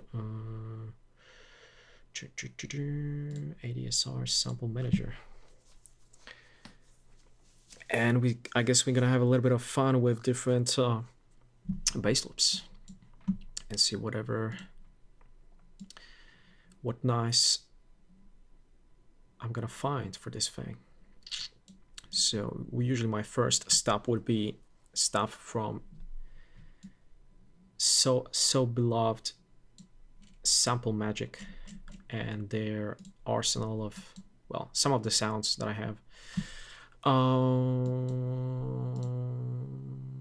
Yeah, I think we can start here, and then I'm just gonna have to sort them a little bit so that I'm not. Let me see here. Just gonna have. Okay, so this is just the one pack that doesn't have any bass loops in them, I think. Or maybe it has. No, shit, it has. Oh, okay. Just sorted differently. Okay, in that case, just pick this tag. Okay, let's try some. So I have to put the global pitch to C sharp.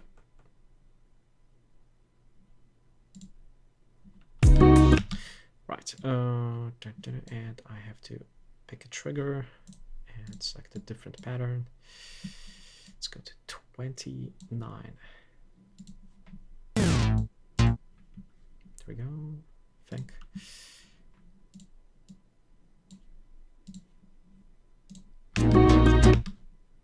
But it's still.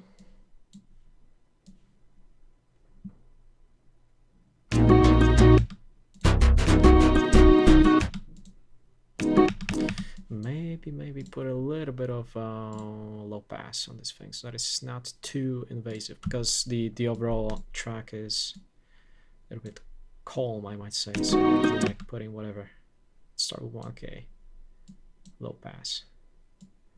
Let's see how we go from there. Attach it.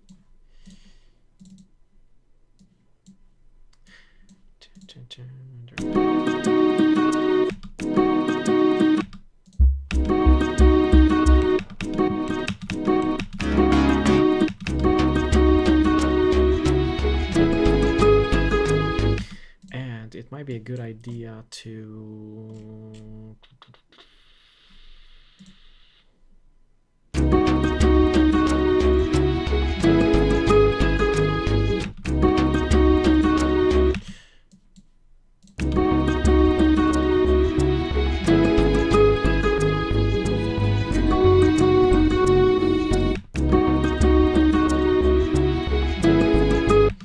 I feel like something is being sidechained, although I cannot figure out what that is.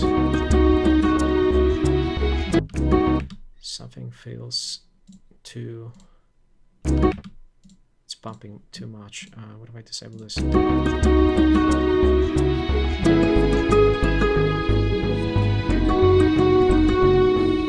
Or maybe that's just me. No, but it's being triggered. It's being triggered here. Oh, I see why. Okay, that shouldn't be here in the first place. Now it's good. So basically what I guess missed to explain as well is that whenever this thing works, right, which was this like whatever split band, multi-band sidechain thing, it has to have a trigger over here, and as soon as the trigger is on the playlist or whatever timeline, then it starts to work. If it's not, then it's not working, which is a handy thing to whenever there is a breakdown, everything is kind of disabled, and whenever a whatever drop or a drum section comes, then I can use this purple thingy SC click whenever I need to. Anyways,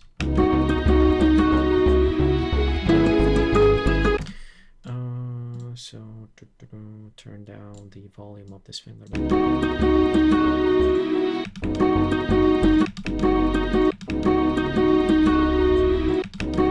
Maybe like you do some kind of a...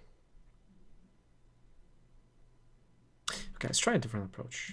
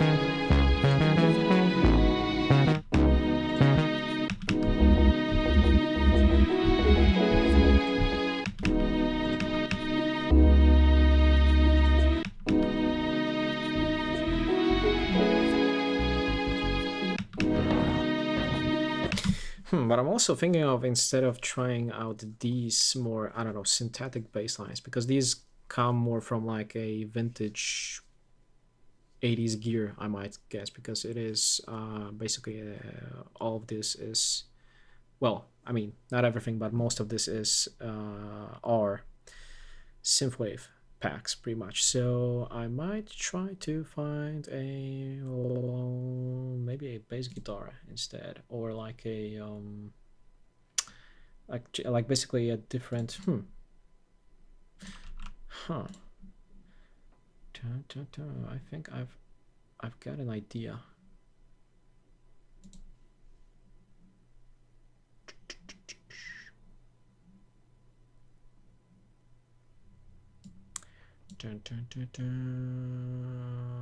Right, I remember. I had this. Where was it? Load presets. Or maybe I'll have to do this. Huh.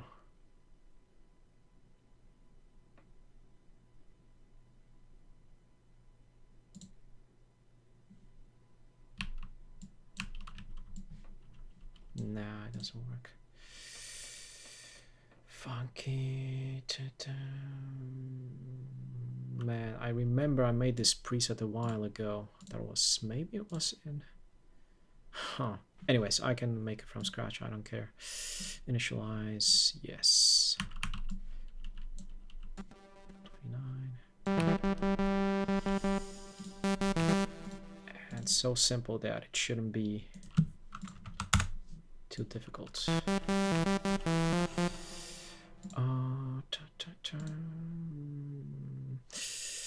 Oh, by the way, give me guys a second. I need to go and pick up something real quick from a different room, and I'll be back. Let me see. I'm just gonna set the camera.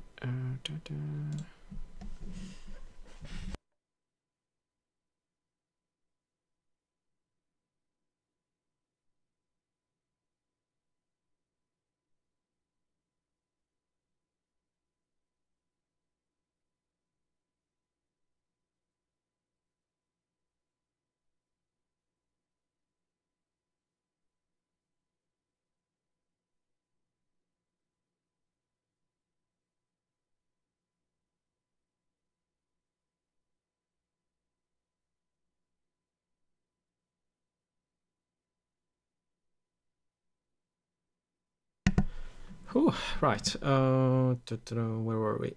There we go. Right. So this thing right here. Let me see.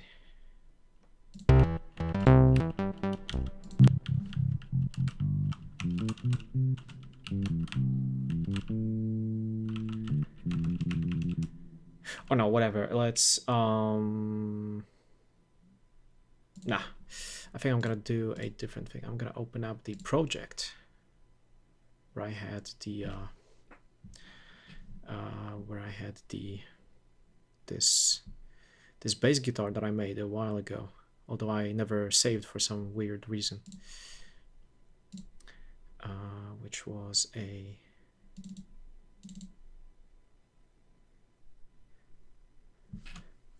can say like a school assignment a while ago.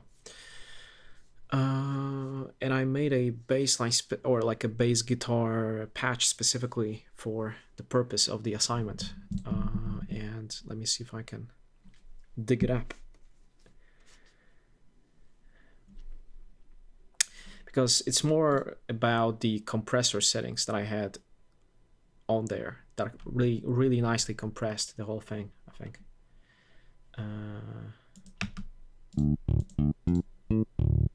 Right, and there it was, and I never saved this thing for some reason.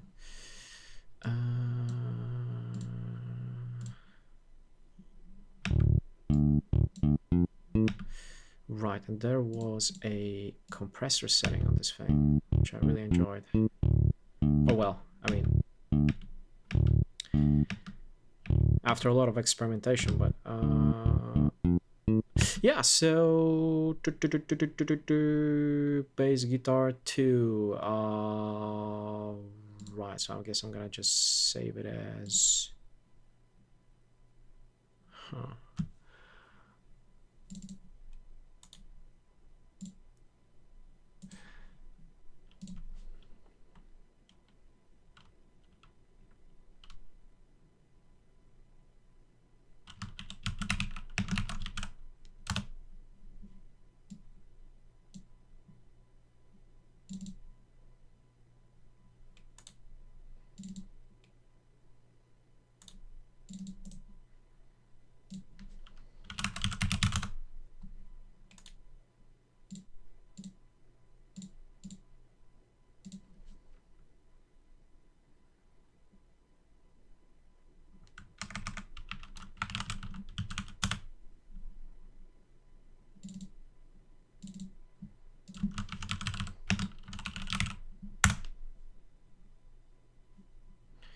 and let me see if Avenger is gonna pick this one up.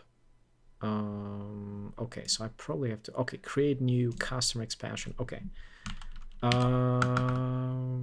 user exp. Okay, now I see. Okay, now it's better. And okay, now I'm gonna save this thing. Save as.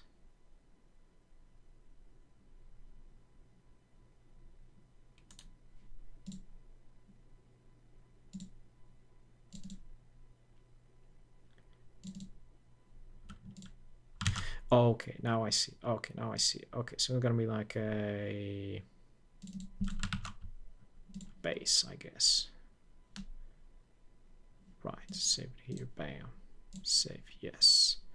Now it's here. Awesome. Now, let me open up that project back and see.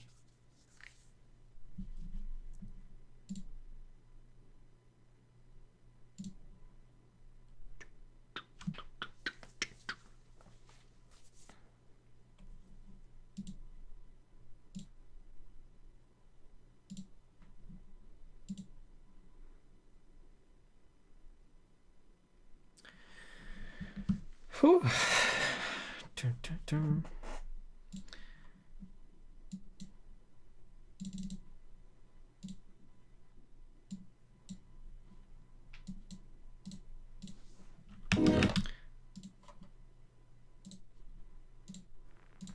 All right, there it is.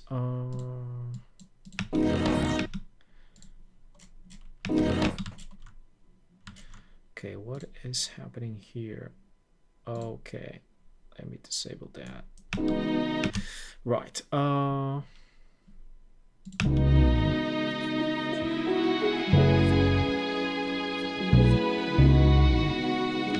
Okay, I can also hear this guitars a little bit with some kind of a like band, like boom, boom, boom. Okay, which is gonna be, I don't know, a little bit hard to recreate or whatever, but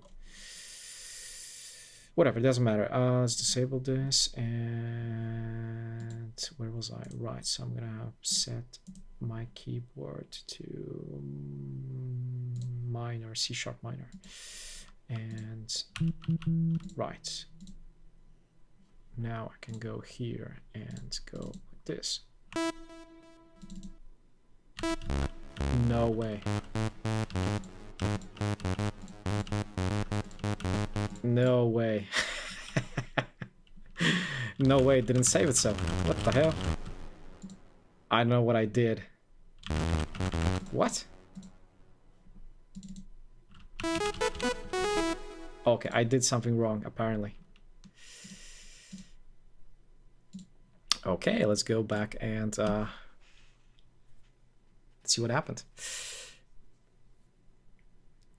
Yeah, I guess I can play my whatever background music in the meantime that I try to fix this. But I don't remember. I think this is why, yeah.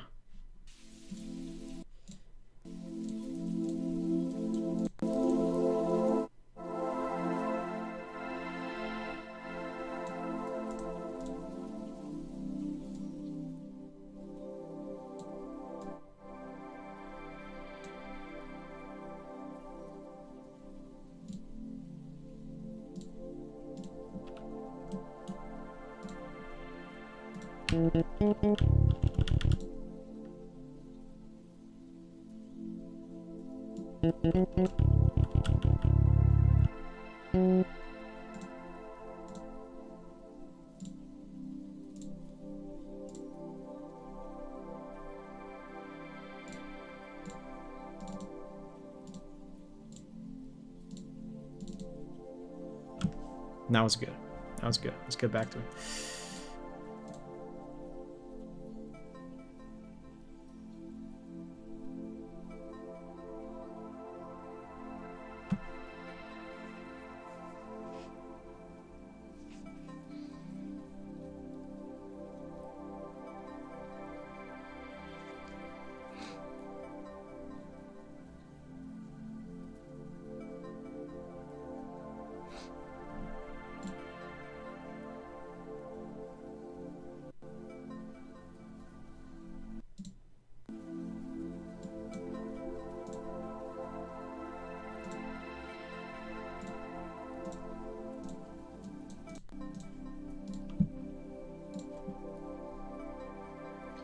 All right, let's try this now and see. Hopefully this time. Right. There we go. It's a little bit loud. I can turn it down.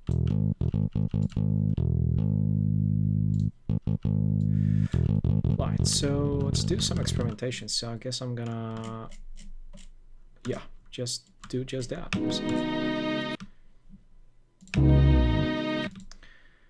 So it's not gonna sound like a real guitar because I'm not a whatever guitar player. I do not own a guitar, but hopefully it's gonna be whatever, something good enough. Anyways, let's give it a try.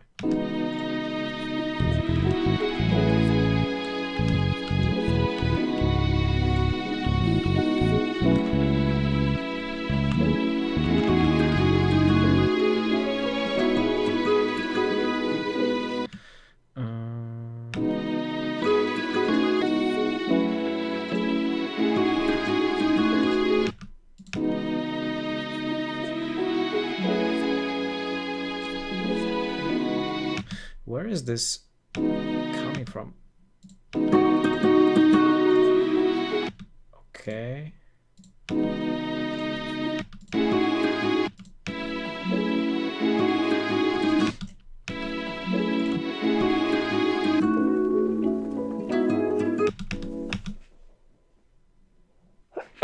Oh,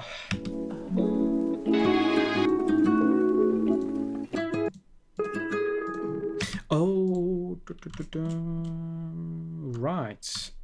Wait, what?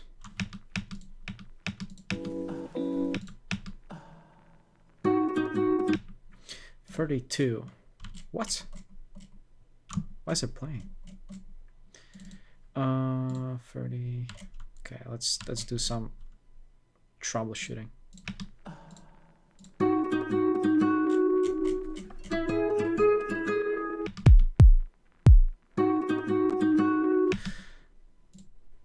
Is it here? Oh, okay, I see. It's from the freaking. Okay, now it's good. That's all good.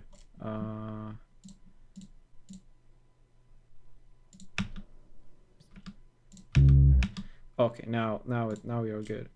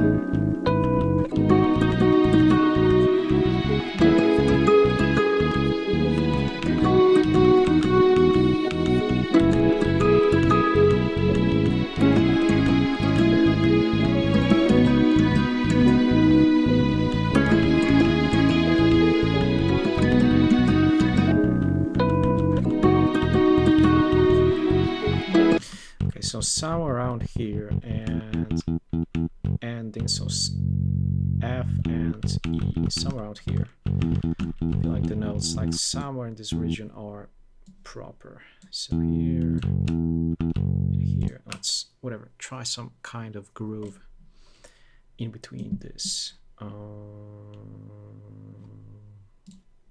let's keep playing.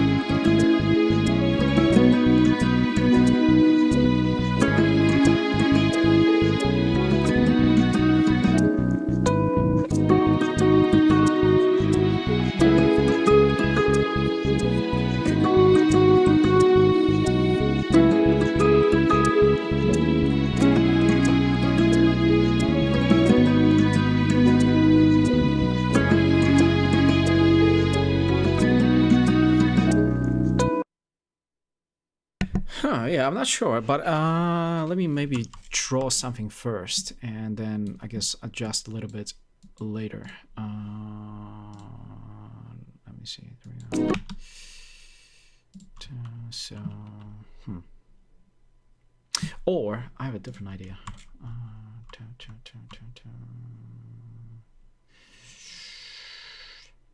Right.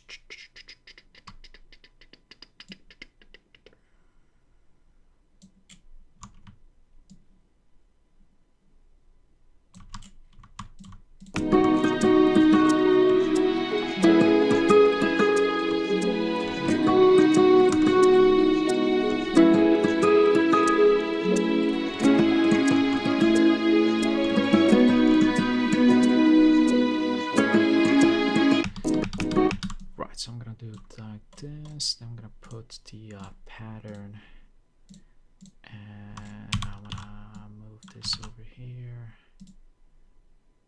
and this.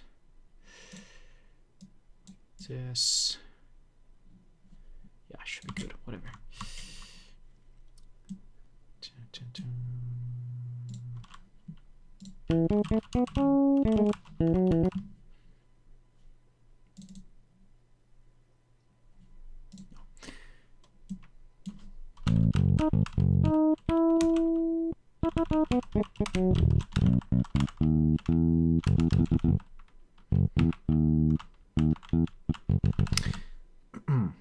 Right.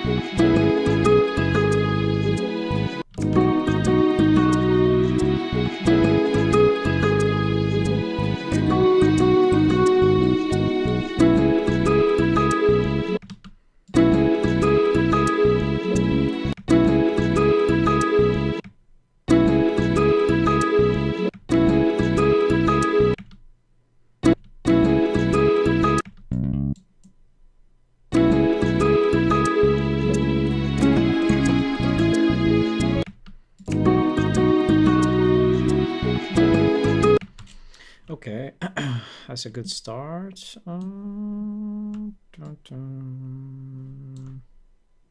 Let's move this to front first. Let's bring this back. Yeah.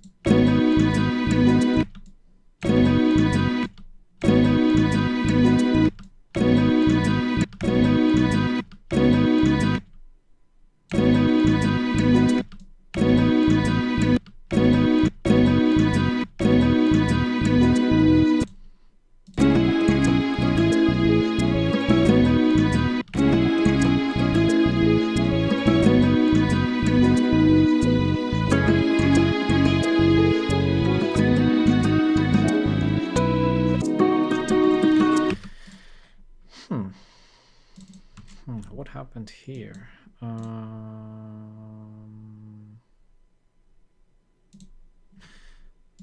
Something happened with the automation. Let me see what it is. Patterns, initialize controls, modulation wheel. Huh. Okay, that was weird. Pattern 6, modulation wheel. What the hell? Oh, maybe I did something by mistake. Right.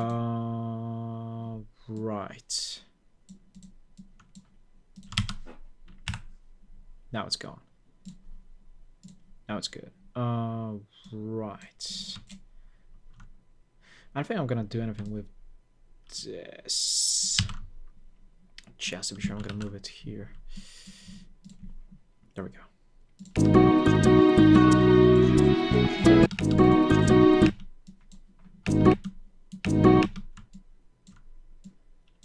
Okay.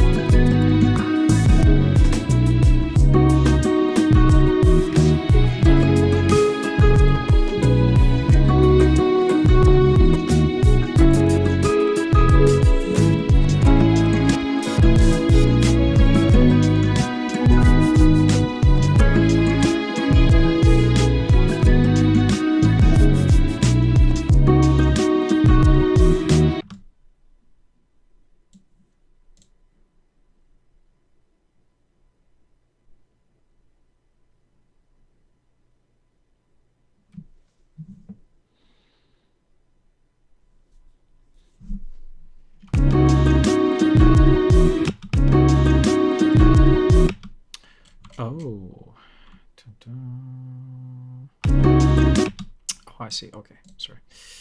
There we go.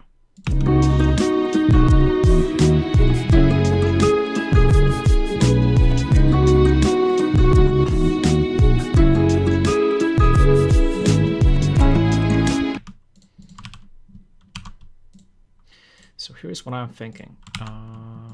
Either this or something more like this, which I think is like more, I don't know, calmer in a sense, like without these like high frequency, harsh hats and stuff, and the rides and whatever.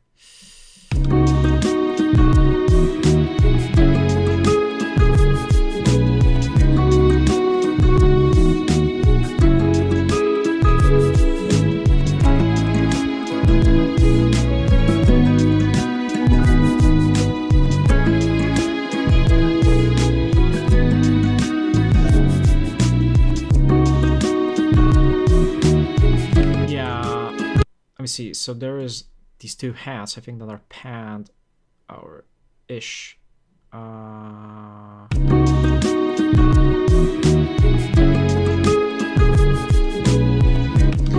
Right, so let's gain them like 2 dB each. So I'm gonna be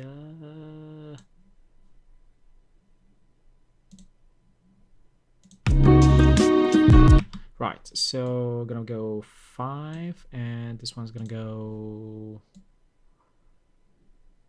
2.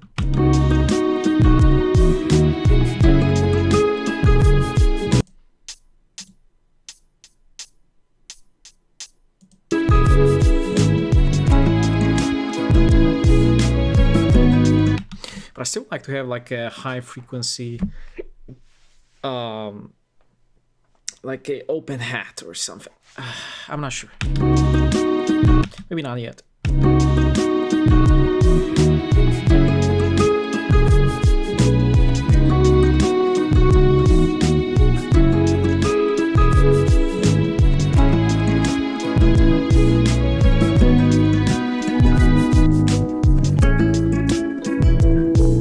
And then I have to like gain stage this a little bit, so I'm thinking maybe the string should go like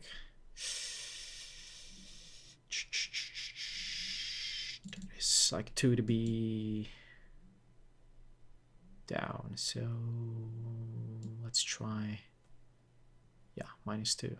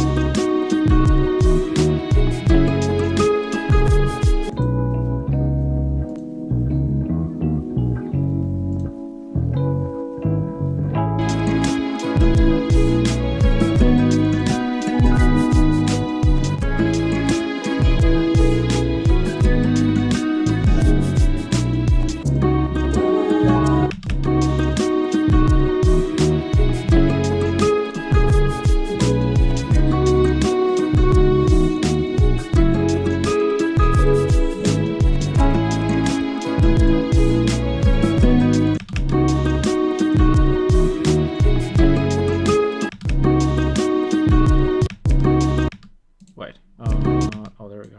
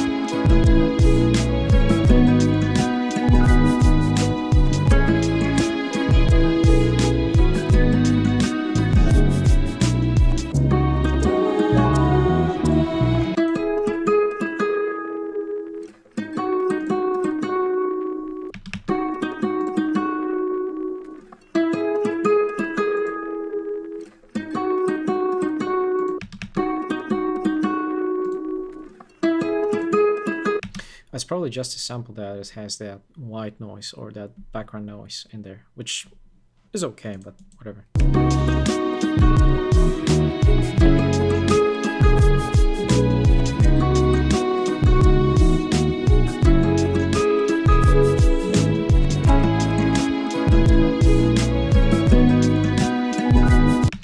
It's a little bit...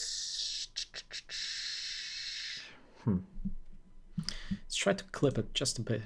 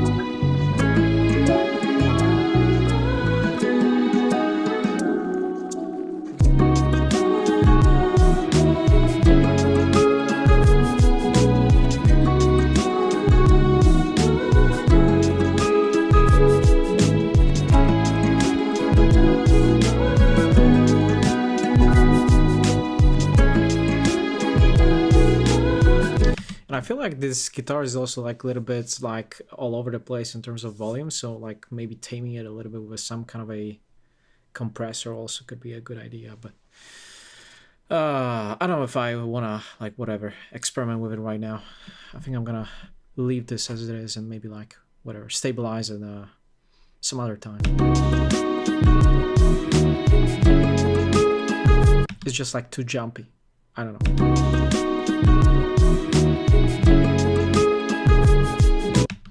Just to kind of tame some of the transients and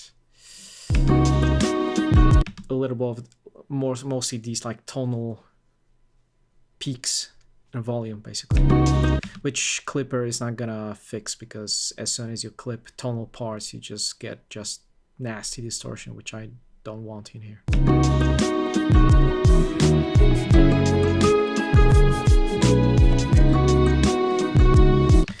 So, okay, let's summarize it. Yeah, let's maybe play from the beginning, and yeah, this is just an like experiment part for the whole thing, but this is like pretty much 3 minutes. Yeah, let's have a play, and maybe then after that I can whatever go to something else, and yeah, let's do it.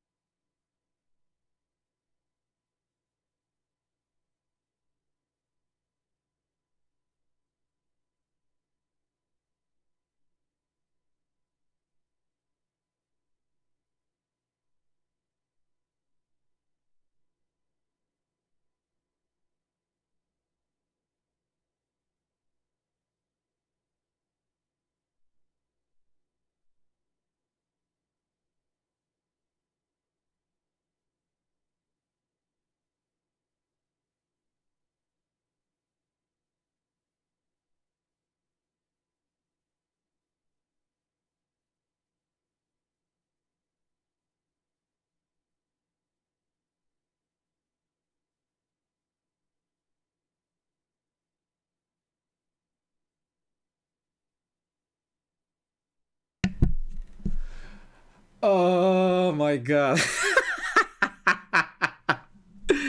Oh my god, I cannot believe this. I was talking to you without the microphone being on. And I was like, I don't know what I was thinking, but I was looking at the screen. And then I suddenly noticed, I look at my microphone and the lamp on is blinking, which means that it's muted. And I was like, no. So I guess whatever, I fuck it. I'm not gonna repeat myself. Yeah, too bad, yeah, whatever. But now you hear me, so that's a good thing. And I actually see it on the meter in the OBS as well. So yeah. So I don't know. I feel kind of satisfied with this whole thing so far, but I'm thinking of like,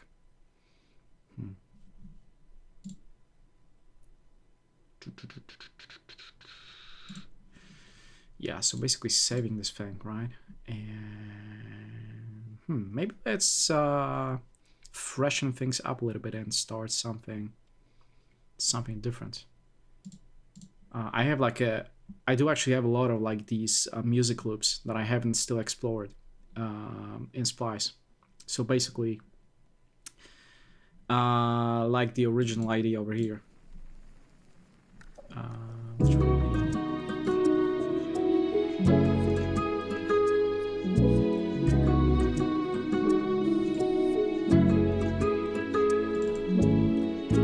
Yeah, so basically something like this, but just a bunch of different music loops like this, which is, I guess, like a really good way of basically starting, I don't know, getting inspired and starting something interesting, right? I mean, I don't know, like why people, I don't know, try to avoid it or whatever, like that. Some people say, oh shoot, self-design yourself and you do not use presets and whatever, do not use ready loops. Like a listener on the dance floor is not gonna give a shit about it. Like, trust me.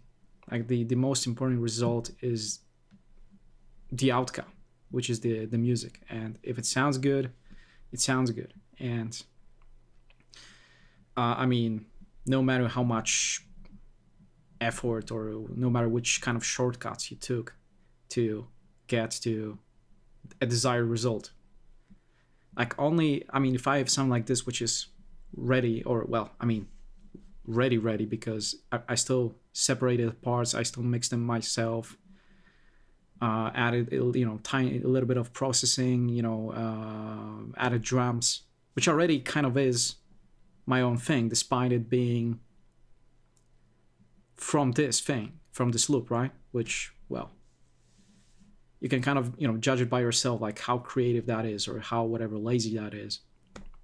But I care about the sound, and that's the thing that matters to me the most. And I guess, well, if ultimately I'm not gonna change it too much, and if people are gonna say, hey, that's still kind of too lazy, then whatever, I don't give a shit, Sorry for my language, but again, if it's good, it's good. And it's all about I think like someone recently I listened to, yeah, actually, so there's this YouTube channel which is called oh man, I forgot the name, but you know what, let me look it up so that I won't talk any bullshit with you. And I'm not gonna play anything from YouTube, but I'm gonna switch to my regular account. And I don't remember, somewhere in the history there was this like interview or something. Yeah, there it is, the Duke Demon's 3x30 method on the channel called Soul State, right? And he was like bringing up something really interesting, a really interesting point, which which is that the most important, like one of the things, among other things that he said, one of them was that the most important factor for him is the emotional trigger, like how emotionally triggering something is. No matter how you get to your result, if it really, gives you some kind of emotional response that is, like intense enough, then you got something great on your hands, pretty much. And no matter how many corners you did cut. And like, then again, there's a question of like what gives someone a great emotional response doesn't have to give the same kind of response for me or whatever for some other people. But I guess yeah, if it sounds good, it sounds good. That's the ultimate I guess bottom line of what I'm trying to say. And I don't know, I'm not gonna play the video because I really respect the dude. I really respect SoulState. So if you want to go there, if you want to go checking out SoulState, and the title of the video, it's like from like yesterday or something like this. Yeah, so that was pretty much it as far as this idea goes. I'm just gonna have a sip of my Coke. A drink, not something you sniff. Although I wish.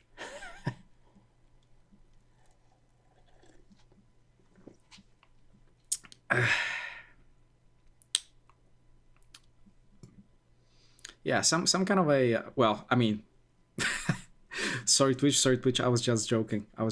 But I mean, on the other side of the coin, like, I wouldn't mind having a little of some kind of whatever kids smoke these days.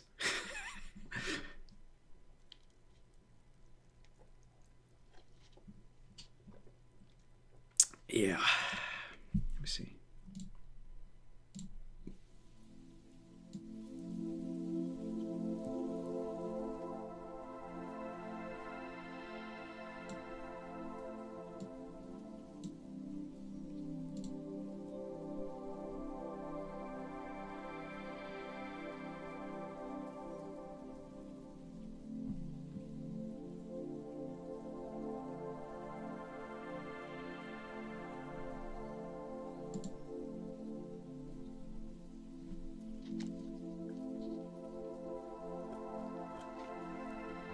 All right, guys, quick toilet break, and I'll be back. Do not go anywhere.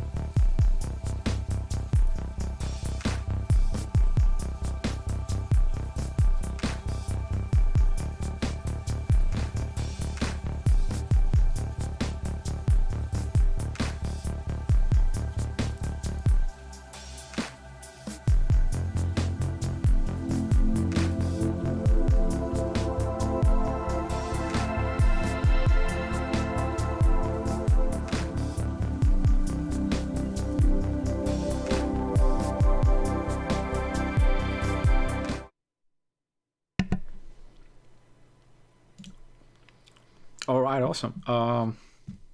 There we go. Yeah. Let's get back to it. So yeah, let me see here. So yeah, I think I'm gonna save this one. And you know, if you want to listen back to it, you know, you can just go back in the VOD and stuff. So I guess I'm not gonna make it harder, you know. I'm not gonna whatever like mute it or whatever. It's just still experimental phase. So I don't know, if anyone enjoyed it, you know, feel free to play it, you know, back in the VOD, you know, as long as you're whatever using it for your own enjoyment. Anyway, I was thinking, I got a little bit of inspiration to do something, you know, once again, do something in the spirit of the 80s, which is what I'm gonna do. Although, you know what, I still forgot. I wanted to check out these music clips, some of which are kind of 80s, actually. So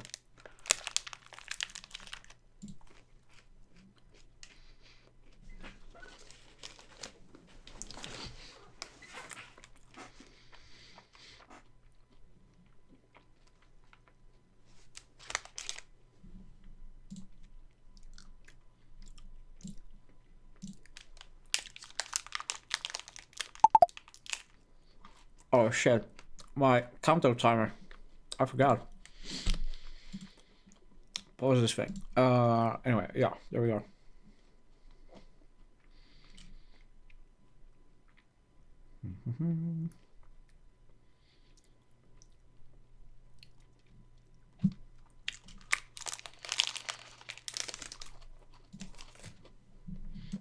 And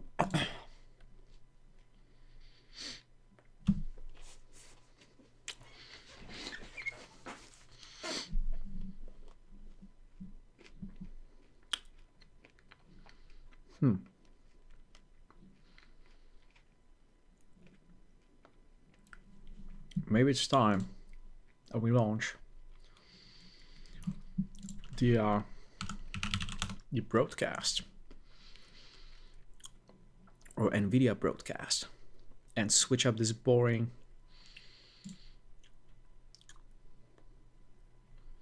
background for something else.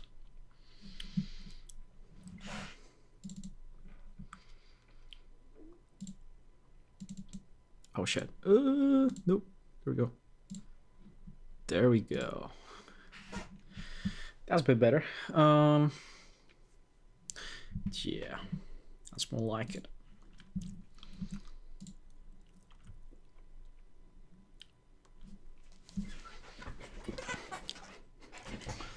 Could actually try and pull down the camera just a bit.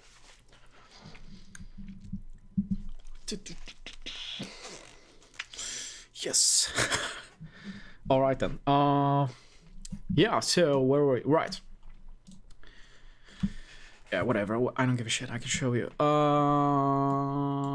Right. So let's go to my likes, and let's go to tags, and let's go to music. Bam. And so these guys.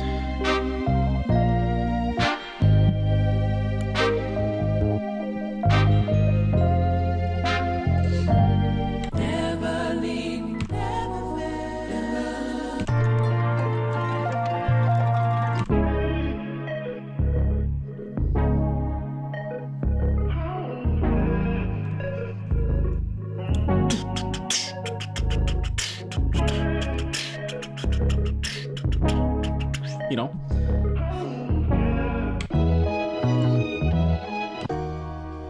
every day. And actually recently, I don't know what it is, I haven't tried it yet, but there's this like show similar sounds option in here, which is I might guess works kind of like the what is it, like Loop Cloud similarity feature that I also have over there. and they finally introduced that thing to Splice, at least to the beta client thingy, which looks like this, not like the white, thing that kind of burn my eyeballs every time I switch to it. So basically the button that says over here, switch to old design. And I hate the old design. I mean, despite, I guess, being less buggy than this one, but still, I just cannot stand looking at the white background of the old design, of the old client. But I guess we can try the similarity feature over here as well, and see how that kind of works. Anyway.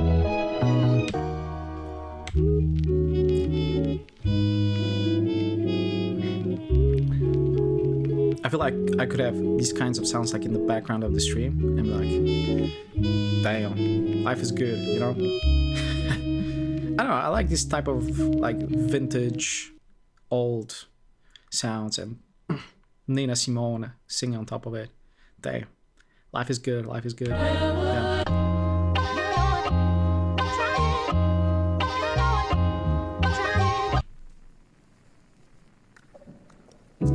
Yeah, so that was the sounds that we have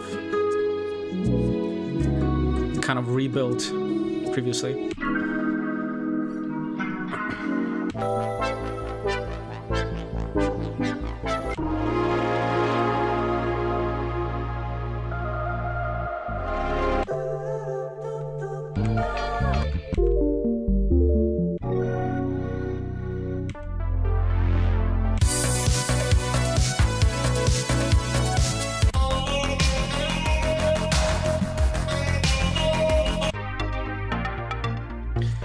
And seriously, like the quality of this stuff, which is still from, considering it's from sample packs, like some of these things could be like just some of these like demonstration music loops, right? Which is what these are. They could be like easily mixed properly, arranged and released as they are, I feel like, because they are so good, basically, and it still beats as it like is better than some of the stuff that are released nowadays by people, right? And I mean, some people go to such like a dirty extent as like taking this and basically whatever, doing some kind of arrangement around it and releasing it on Spotify or whatever. There are actually like a number of dudes that I've heard about and seen actually do this kind of dirty thing. Which isn't like against the licensing agreement that you have with whatever the like the actual providers of these samples, right? Which is like, I don't know, still morality wise, it's still like really under the belt kind of thing. But hey,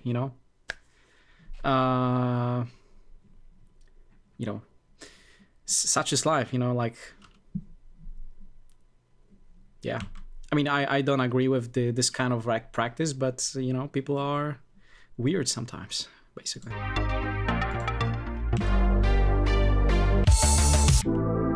And I'm like using these like more as a basically source of inspiration, pretty much. And then I still thinking like constantly like, hey, how can I change? Can I like remove something from? Can I add something, or can I whatever alter something? There's always this like ongoing process in my mind. Not everything is perfect, and you have to be aware of that. And your job is to take this to the next level, not copy paste and put arrangement around it or whatever, and put it out there. That's not the point. Even I think even the creators of these loops themselves are also saying that you shouldn't do that, basically.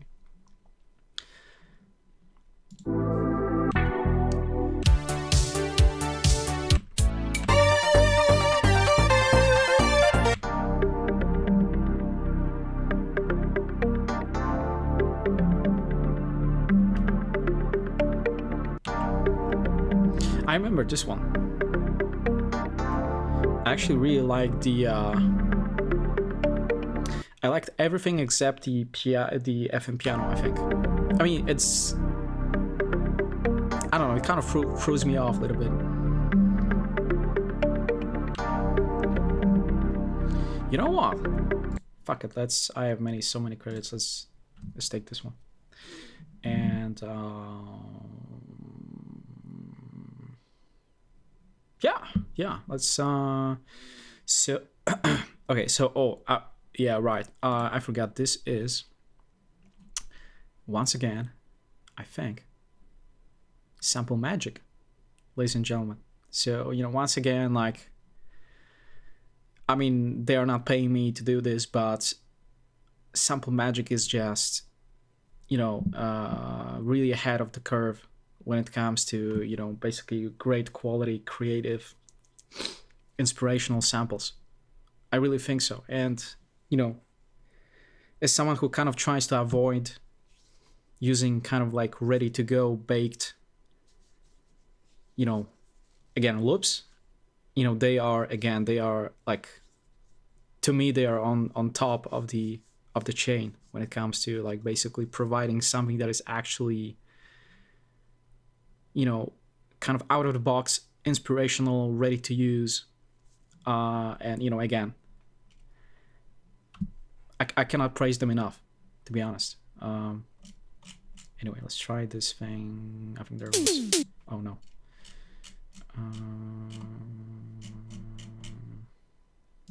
Let me see. I have to, oh, it didn't happen. Oh, there we go. Right. So East West is the name, so that I know. That's also kind of annoying. Like, Splice guys, if you're listening, I'd like to have Control F for searching and looking through the samples by typing, basically filtering by the keyword, just like you can do on the website. That would be really, really nice of you to implement, because I like the back. I wanted to say B word, like, but I mean dark background. Basically, I like the dark background of your client, but I don't want to go to the website and look at the light background, which I can still like alter with some kind of filters and stuff in the like, browser extensions and that kind of thing. But it's still like unnecessary additional steps. If I want to like use this instead,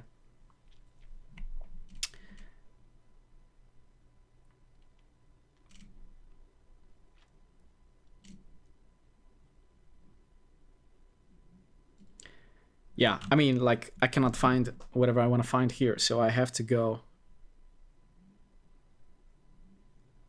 I really have to go to the Splice. And, I mean, it's the only way I can filter. Unfortunately, as unfortunate as that is. I mean, come on, why is...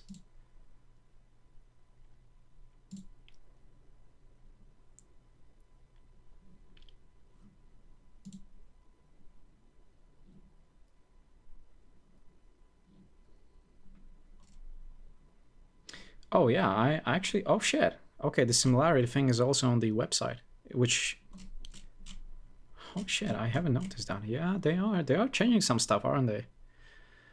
Which is the thing is becoming gradually more and more useful. And that's why I haven't canceled my sounds plan as of yet. Which I was thinking about doing, because even 100 samples or 100 credits per month is still like too much for me sometimes. Oh, sorry about that. Just a little.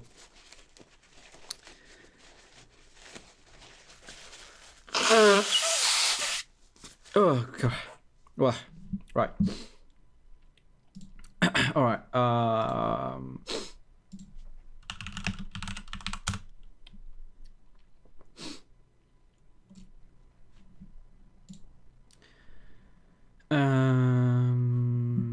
I mean, come on, like, why isn't this showing my... Oh, you know what? Okay, okay. Maybe I'm gonna find it like this. Right, I have a different idea. Tags, music. I mean, yeah, I mean, they are... Damn, I mean, it slowly starts to remind me of the client, the beta client experience. The only thing I'm missing, guys, come on, the dark mode. You're gonna make it happen, because man, like, or is there, like, can I actually switch settings? Huh. Let me have a quick check. Nah, probably not.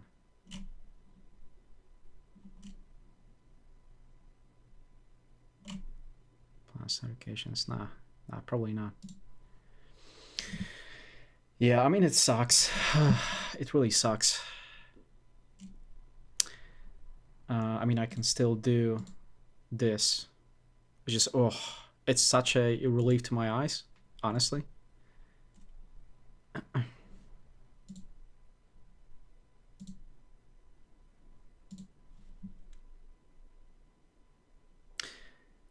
But then all the tabs in my web browser are changing to this mode, which is not convenient, you know. Yeah. But anyway, or unless I can try to set some kind of exclusivity mode everywhere except... Huh. Okay, that's interesting.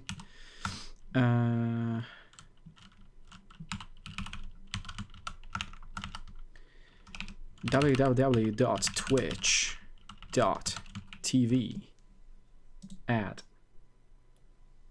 Is that gonna work? Okay. Yeah, it works. Yeah, now my Twitch isn't. The color of it isn't altered, which is good because it's already, you know, in dark mode. Anyways, right.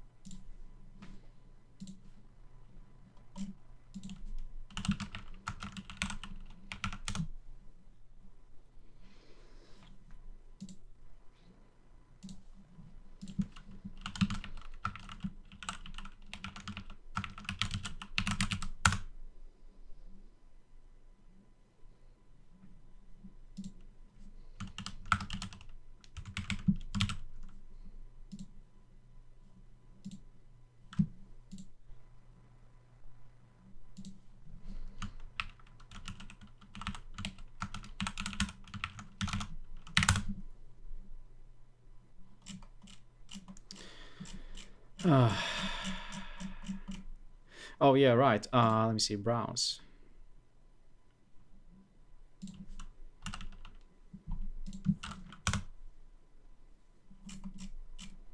No, come on. Okay, I have to try a different.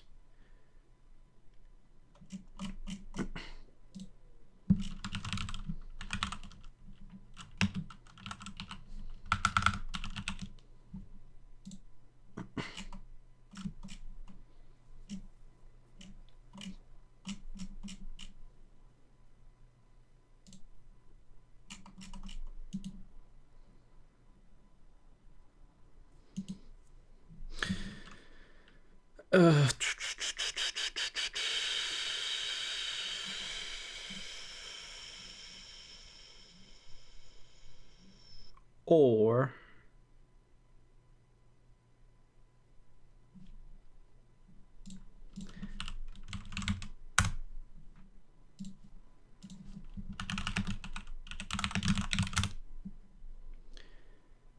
there we go.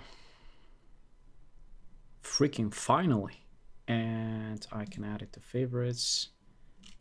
And now finally, I can say finally.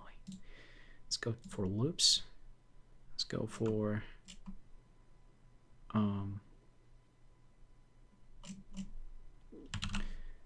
east, west.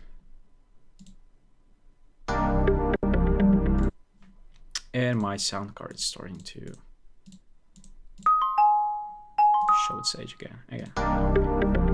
Yeah, so that was the full thing. Now I need parts.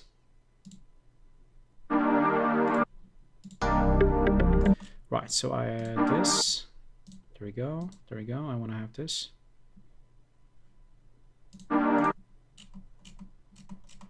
And I can, let's see. Right. Then I have, okay, so that's the piano part. Which is, I don't know, like, I don't know, I'm gonna keep it, but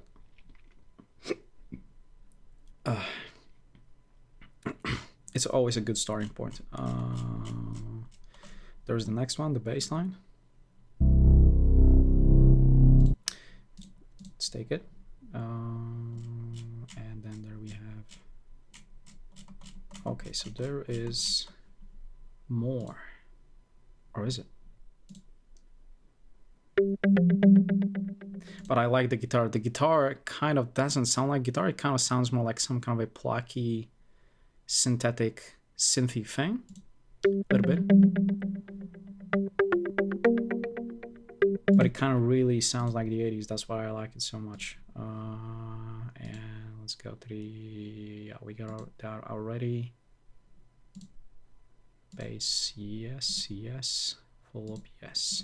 So there aren't many elements to it. Let's try to build it. Oh, you know what? Oh, okay. Let's approach it differently. So I have these elements, but we're gonna go back to the DAW, and I'm just gonna keep digging through these.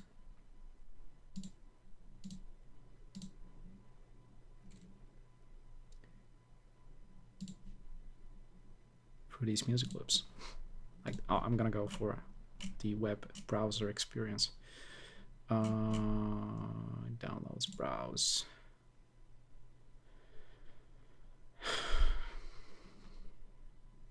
Likes. There we are. Right. Now I want to have tags. I want to have music.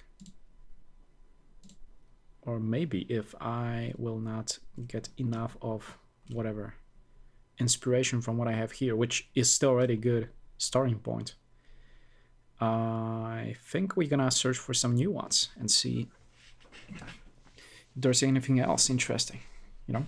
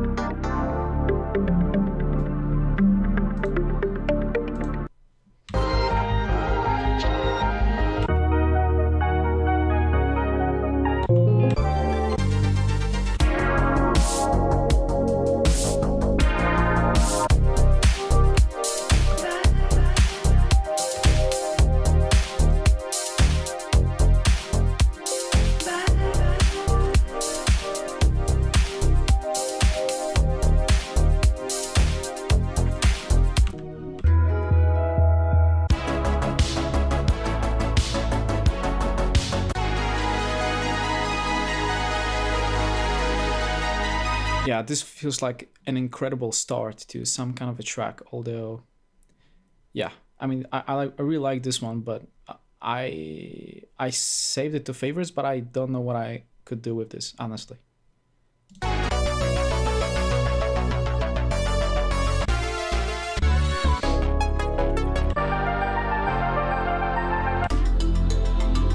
And yeah, that was the one I wanted to experiment with a little bit.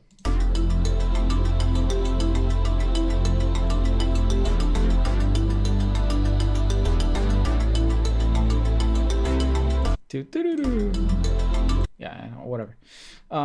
So I'm gonna add this one. I'm gonna go to its pack, which is from Neon Wave. By the way, Neon Wave, you know, again, another incredible sample pack company, which I think does mainly or mostly, or if I'm not mistaken, exclusively synthwave / retrowave style packs, pretty much.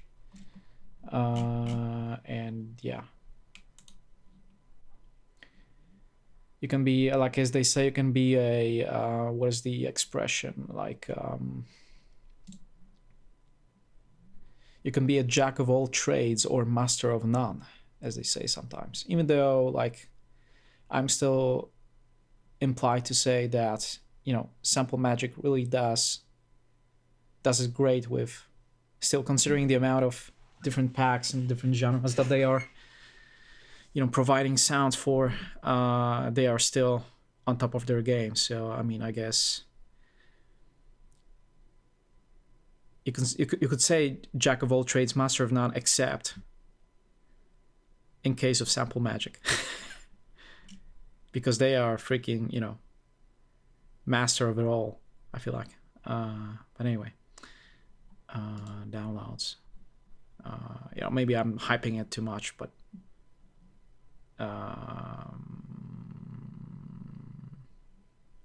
I wish I could sort things by date. Oh, you know what? Why did I?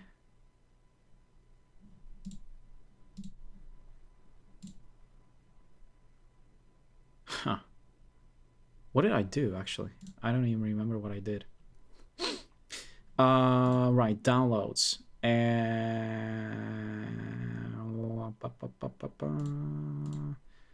oops, one shots. Okay, so that's what I noticed, that some, like this page, like, it looks a little bit differently than the other page. Right, they are changing some stuff right now, which is good, which is, you know, I mean, standing still is not a way to do it, because you know, competition isn't sleeping.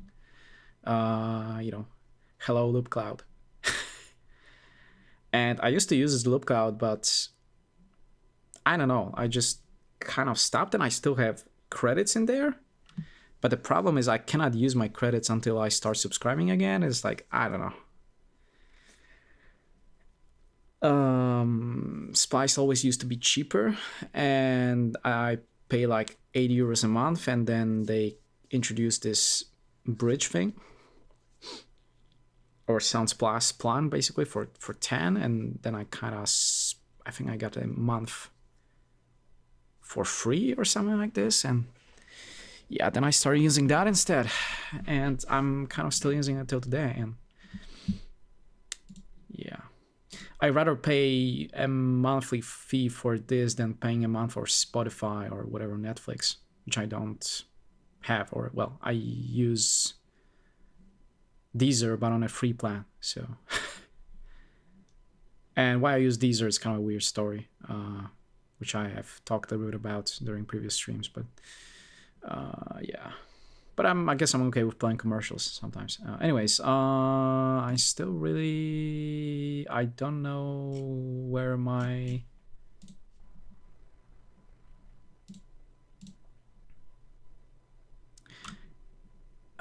oh, there it is. Right, I just wanted the night lights, but why is it not showing up in my downloaded collection? Okay, so I really wanted to, right, okay, so that's how the tags are built over here. Now I remember. So music.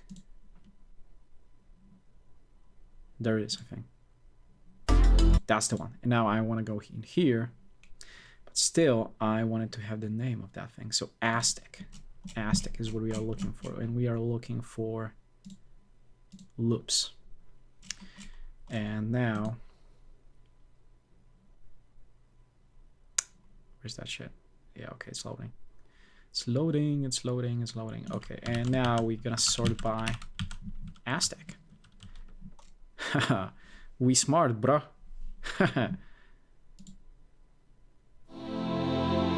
And now we have this, which I'm gonna add, and now I have marimba, which, yeah, so this is pretty much that thing is pretty much what kind of builds the whole vibe for me, this marimba, which I'm gonna add, obviously. And then we have the little ARP that's playing in the background. Yeah, it's actually in there. Holy shit, it's pretty. So yeah, that was the marimba, and then we have this ARPy thing.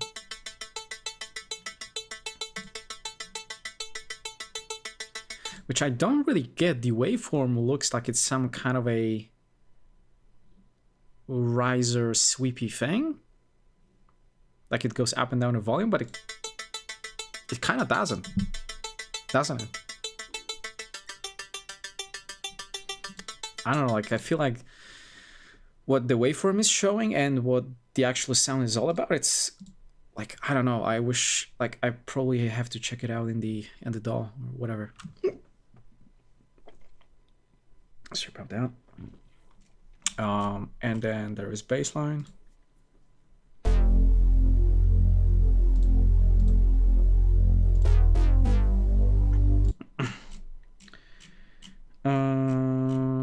Do we have anything else? So there was the bass, which we have, pad, and ARP, and bass. Yeah, it's pretty simple. And it's also kind of a proof of concept that, you know, again, less is more, or, you know, in other words, little but quality kind of situation. So you don't have really many elements, but they are, to me, they are really good, you know, good enough to, you know, start a, whatever, some kind of a new idea, you know.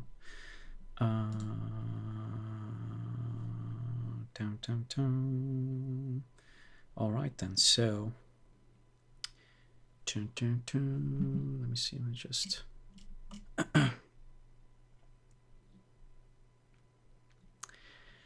all right, you know what, I'm gonna, you know, before I dive into the DAW again, I think I'm just gonna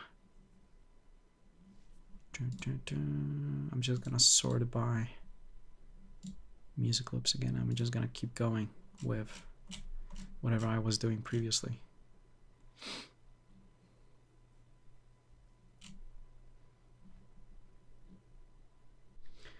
Okay, so right, let's keep going.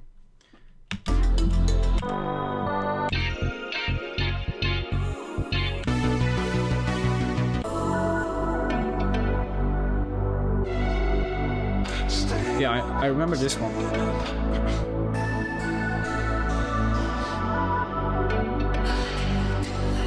I like the guitar from it, and like whatever ambient sounds.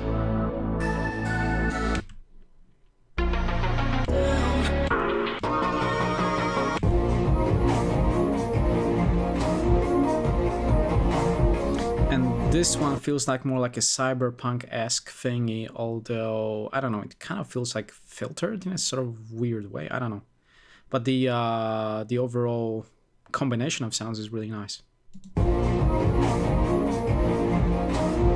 Like I feel like it really makes some kind of a cyberpunk-esque thing with this, definitely, or whatever.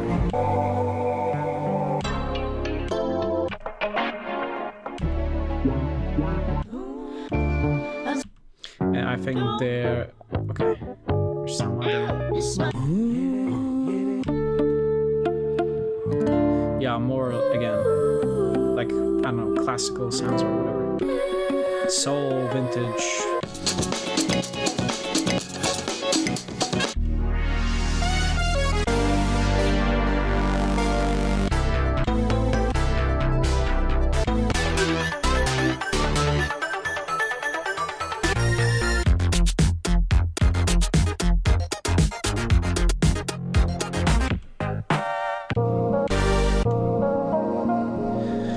Shit, I remember this thing. I remember this freaking thing.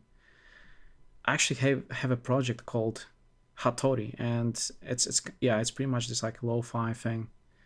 which I really enjoyed. And I think I've also separated the elements just like in the previous case, and I kind of played around with them a little bit. Yeah.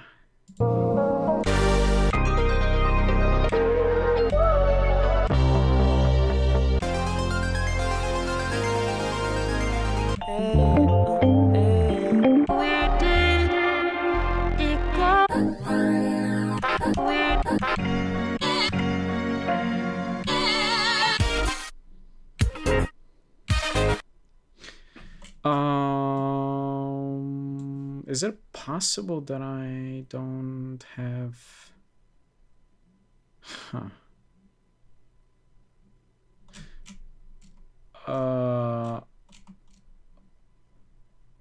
Okay, anyway.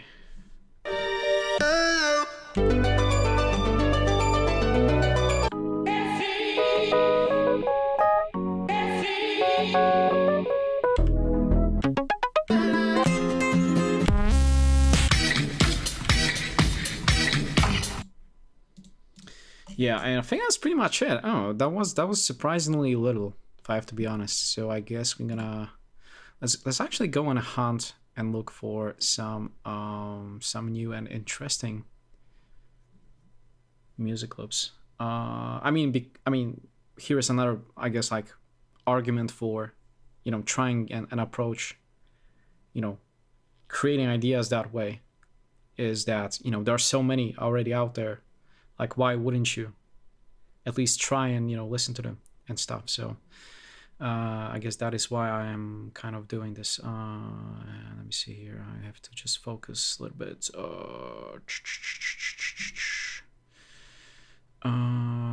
Right, there we go.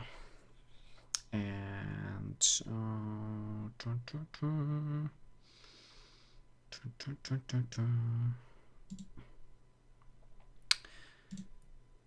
let me see here. Second Nature Beats, hello and welcome back. How are you doing, sir? I'm just gonna filter this out a bit.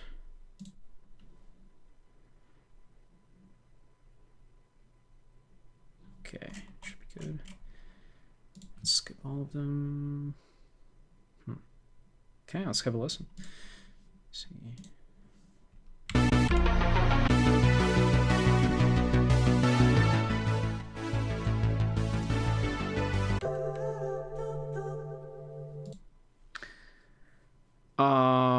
Okay, so I assume you want some feedback, Second Nature Beats. Yeah, for sure. I can have a look at the Discord and see what you sent. Just shall we read?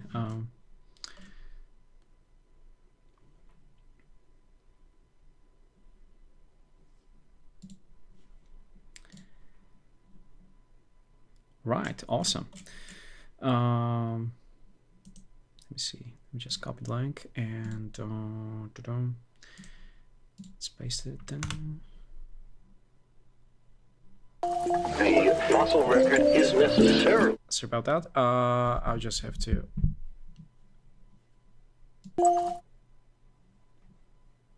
fix some stuff. Bring up the volume a little bit.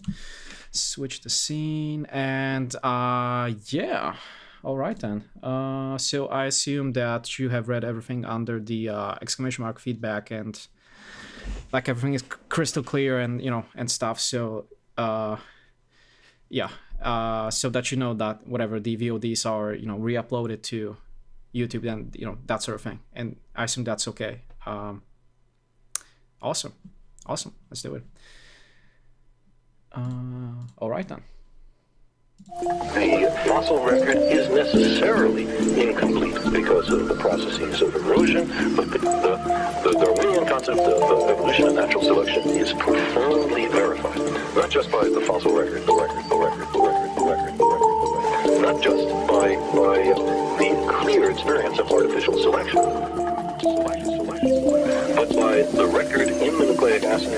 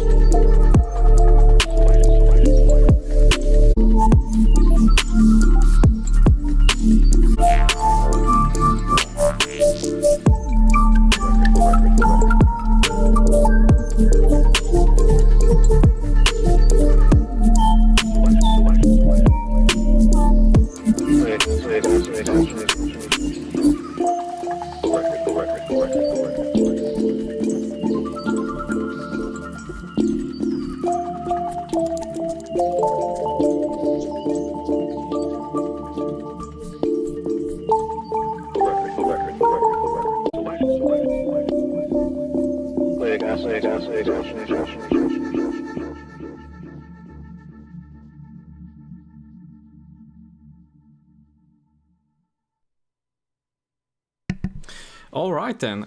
So that was exactly nucleic acid, which I don't know if that was like the actual genre for that. Well, where we sort of like place or categorize your idea in, because I had like, I don't know, I wasn't exactly sure where to put it, which is usually a good thing considering like whatever distinctiveness and like whatever, like the actual like creative aspect of your idea, which like kind of again like hard to place is in like a specific category of things. Let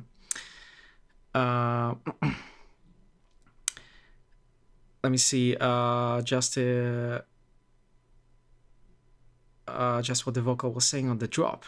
Oh really? Well, I guess I didn't really like put the any attention or like focus on the actual vocal, but I guess as we kind of like play through it like a little bit quickly and kind of like whatever, talk a little bit like technically about stuff, then maybe I can sort of like listen again and like hear whatever the guy in the vocal was saying. But yeah, I mean the overall vibe of the idea, I really enjoyed this, and like I can really hear like some kind of like, again, like unique sort of distinctive style that you are maybe, you know, starting to form, or whatever the direction that you have maybe like chosen this idea, that kind of makes it really like unlike anything I have heard pretty much, or maybe that's just me who is not listening to like maybe too much of whatever this type of music or whatever, but it really feels unique in that sense at least, and it's like really sort of atmospheric, and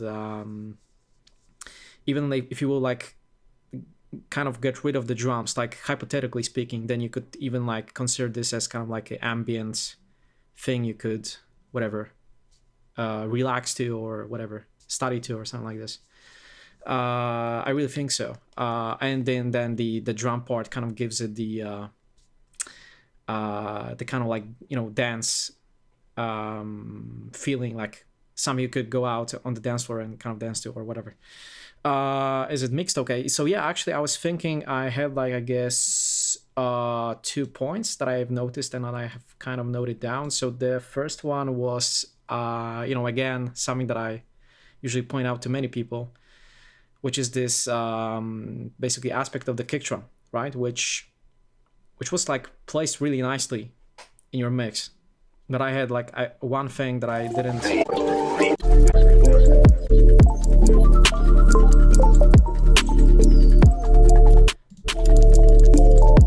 So I don't know, like I'm kind of on the fence about when it comes to this kick drum. I mean, I kind of like this because it's kind of like loud enough and kind of sits really nicely in the mix.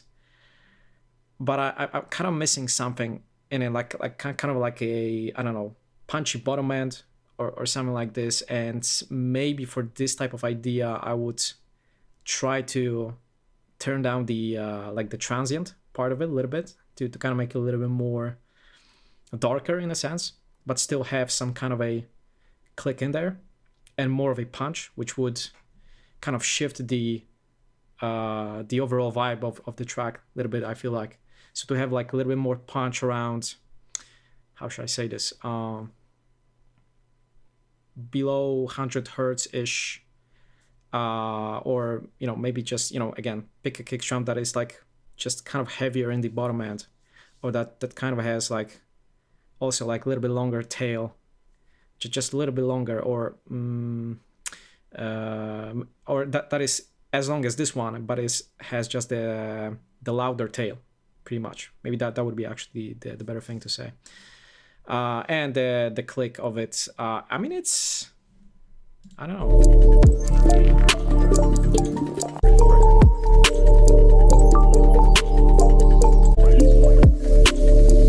And I don't know, I first about the bass line, right? So the bass line, I first was thinking that the notes aren't kind of shifting or changing the pitch kind of often enough for my taste. But then when I listened to it back, it's actually pretty interesting that you chose sustained note, which kind of goes throughout the whole thing, which is also like a very interesting approach or very interesting way of doing it. But I still feel like you could have some kind of like octave shifts within the bass, like it goes like here and there, sometimes just as, additional little touch, just to kind of add another dimension of something interesting within the bass line. I don't know, but maybe that's just me, like they do in the I think like trap music or something, like they take their 808s and they like shift them like here and there, like but maybe not too much considering your idea, right?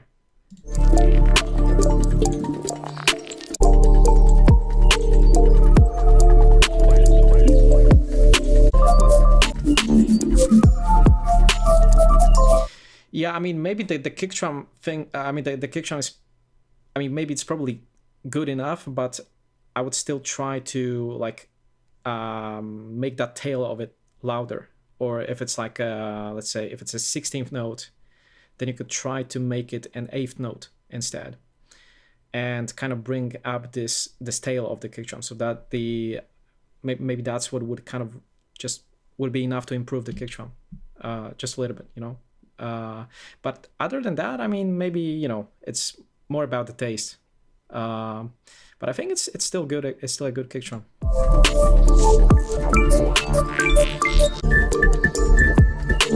And other than that, like any other like I guess points or any like aspects of the mixdown, I don't think there's anything else, to be honest. Like I'm actually surprised by how well you managed to mix the whole thing, if I have to be honest.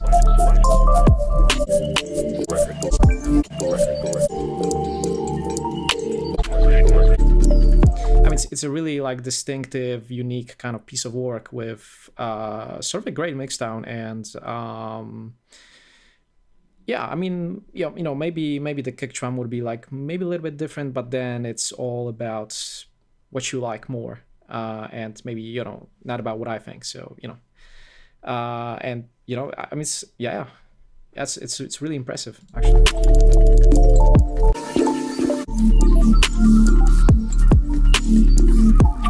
Maybe like as a kind of a last resort of trying to really make sure that everything translates properly within this idea, you could try to flip all of your elements to mono. So kind of if you have like in your DAW, if you have a mono flip switch, to kind of try and see if everything is kind of maybe not collapsing too much within the mono, which is I guess a workflow thing or a practice that I really like to have in my mixdown process, and kind of make sure that everything is having the right amount of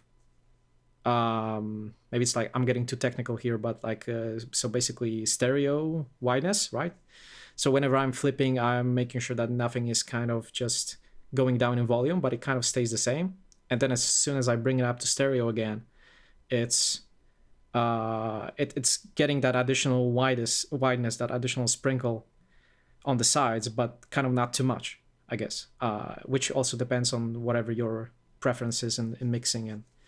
But that's more if you kind of take your track to a car stereo or whatever, play it on a Bluetooth speaker, or if smartphone speaker or laptop speaker, and that sort of thing, which is good to think about.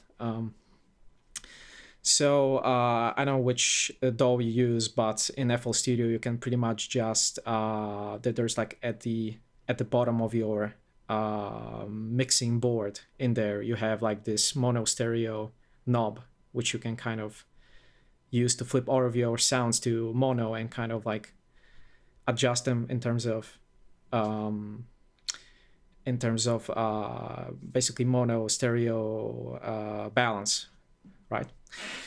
Ableton 11, yeah, I mean that would be a little bit more complicated. I don't know. I'm actually not a Ableton user, so yeah, exactly. Utility might be the way to do it. Actually, so you kind of put utility on every single mix bus where you have all of your elements, and first you adjust your gain stage with utility fully to mono, flipped fully to mono, and then you kind of bring back gradually the stereo information and see how it kind of improves the translation, mono stereo, and that sort of thing.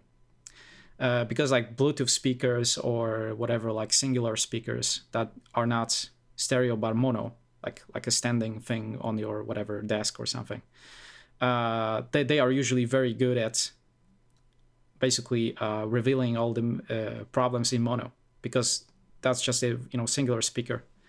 And usually when you listen on headphones or whatever home cinema system, you have like basically some kind of a surround thing going on, like either 2 channels or more. We are talking about 2 channels. So as soon as you flip it to 1 or to basically to middle, then you realize that you might have most of the time some problems, some issues there. And yeah, it's usually a good practice to kind of mix in mono sometimes. But yeah, other than that, yeah, it was really great idea. And I really enjoyed it. And I guess I know how many years you've been doing it, but I guess you're making progress. And that's really nice to hear and see, and whatever. so keep the great work. Keep up the great work. Sure. Not a problem, and I hope that was helpful anyway. So yeah, anytime.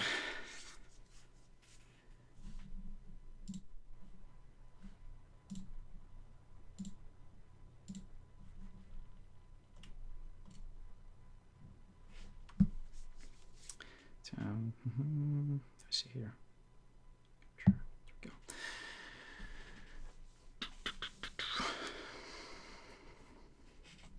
Let me see. I guess I'm just gonna keep doing what I done. So let me.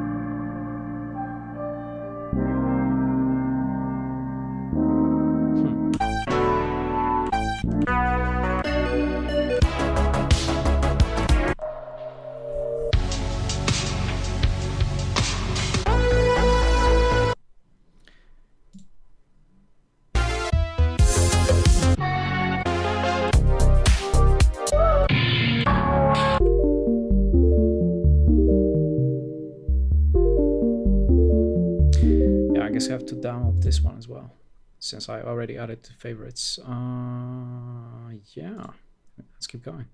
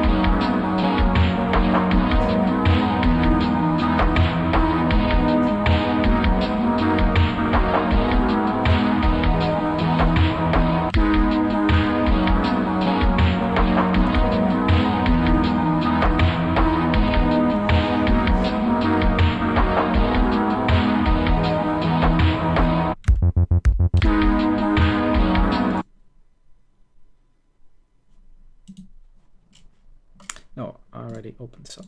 Right. Yeah, let's keep going.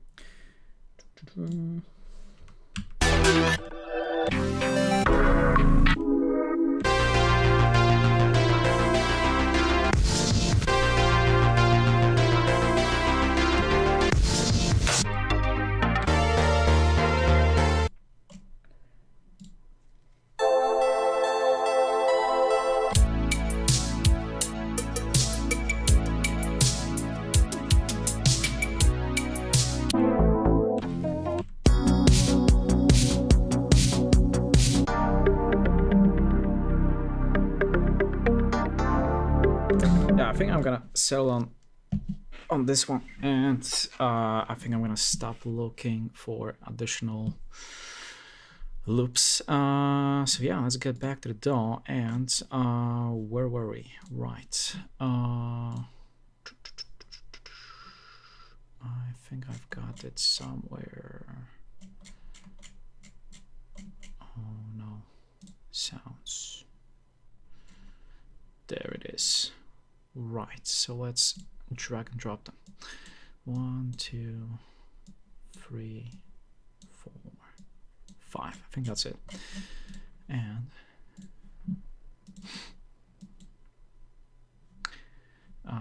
let me just find the full one, the full version, wherever it is. There it is. 115. Okay.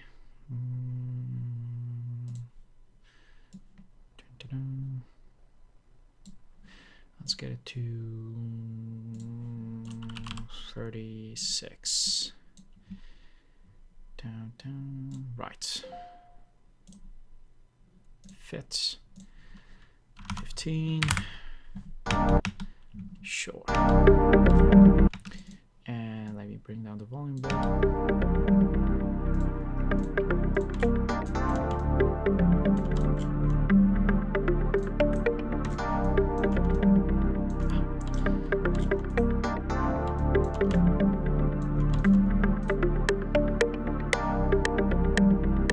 But I will still slow it down to 110, actually. So let me try and do that. Fits. 15. Yeah.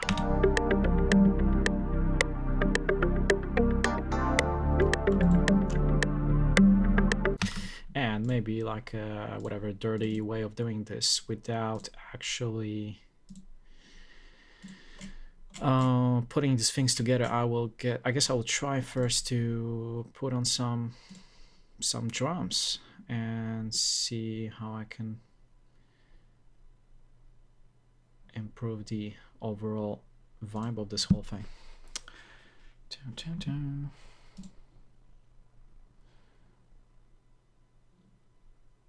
See there.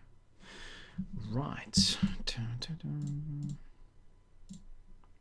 I don't know, I'm not too sure about this keys, as I said earlier, so let me first go for the preset that I made somewhere here. There we go. And let's find some nice groove. Rebuild drums. There we go. And let's put a note in there. There we go. So 4 bars. Oh there we go. Rename.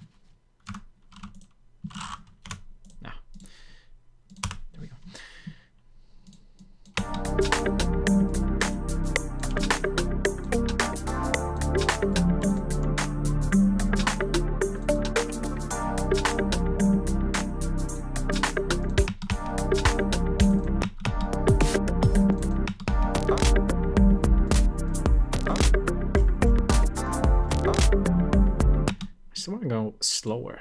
Let's go 105.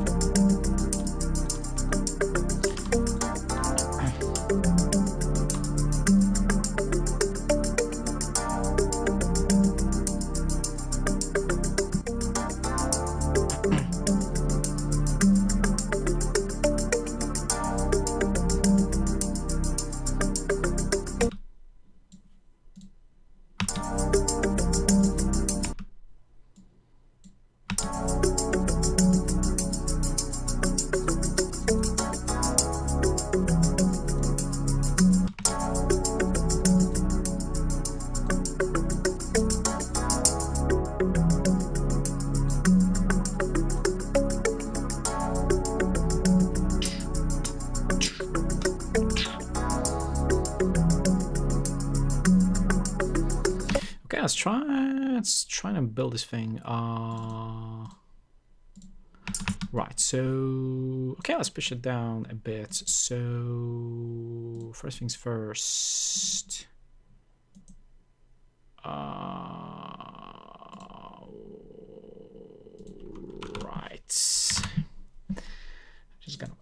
I'm just gonna stretch these out to the text. Type 15.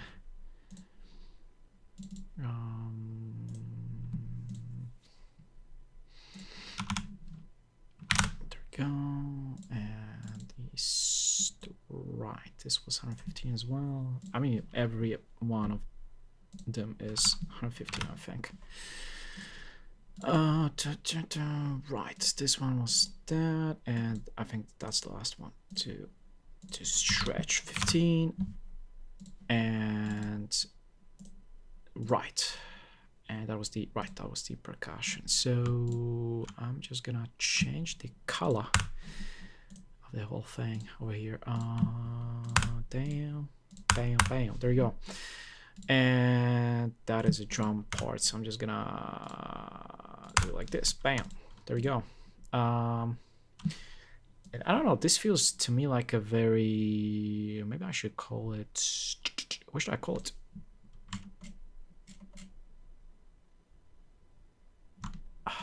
What was the name of the neon chill? That's what it was. So yeah, let's call it neon chill, whatever, I don't care.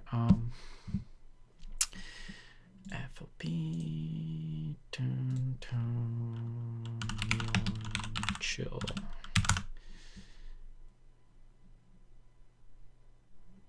Right. And the V1 third 22. Yeah, I mean let me see here. So I don't know, I think I don't know, I feel pretty tired, honestly. Like it's almost 5 a.m. In the location that I am, so I think I'm gonna wrap it up, unless there are any of you here in the chat who whatever might have some questions or whatever, some request for feedback and that sort of thing. I can probably spend additional 5 to 10 minutes having a look at some of your ideas. If not, then I guess I will be on my way to turn off the stream, basically, after, what is it, like more than 5 hours already. Holy shit. Yeah, but it's been a whatever interesting experience as always, and it's always a good thing to get the basically streaming going again, considering how often I've been, or whatever, how long I've been absent, considering, like, again, my fight with whatever sickness, and I think it was like a week ago or something that I was tested positively for COVID, as a matter of fact. But I didn't feel anything weird, except I think like basically just tiny bit, just a hint of dizziness in my head, and that was pretty much it, I think. And yeah, maybe I was like a little bit cold and had like problems stabilizing body temperature as well. So I was like going around my apartment in the winter jacket, trying to kind of keep the body temperature stable, while not sort of being in bed at all times, which I just can't stand being for too long. If I'm awake, if I know my brain is awake, then no matter how sick I am, I have to get up and do something. Even if you are sick at home and have to whatever be in the quarantine and that sort of thing. But I think I'm finally over all of it, and yeah, I don't think I feel anything weird anymore, thankfully. It took me like full 2 weeks to like heal properly, not just from after the COVID detection, but even before that, I actually got like a regular infection, basically, like from whatever, going walking outside in winter with like whatever, too little clothes on, and stuff like that. So it's always a good practice to have put on the great clothes on and just whatever, not to whatever run around naked. Yeah, it's kind of a joke. Anyway, yeah, so I think if any of you do not have any more questions or whatever feedback requests, then I guess I'm gonna wrap it up. And as always, I'd like to thank everyone for their attendance or whatever, viewership, whatever the right word for it is. And I don't know, I hope to do more of this during the week now, and yeah, just try to engage with some people and whatever, have a great time, because I mean that is the most important aspect of it all. So yeah, let me just, where's my,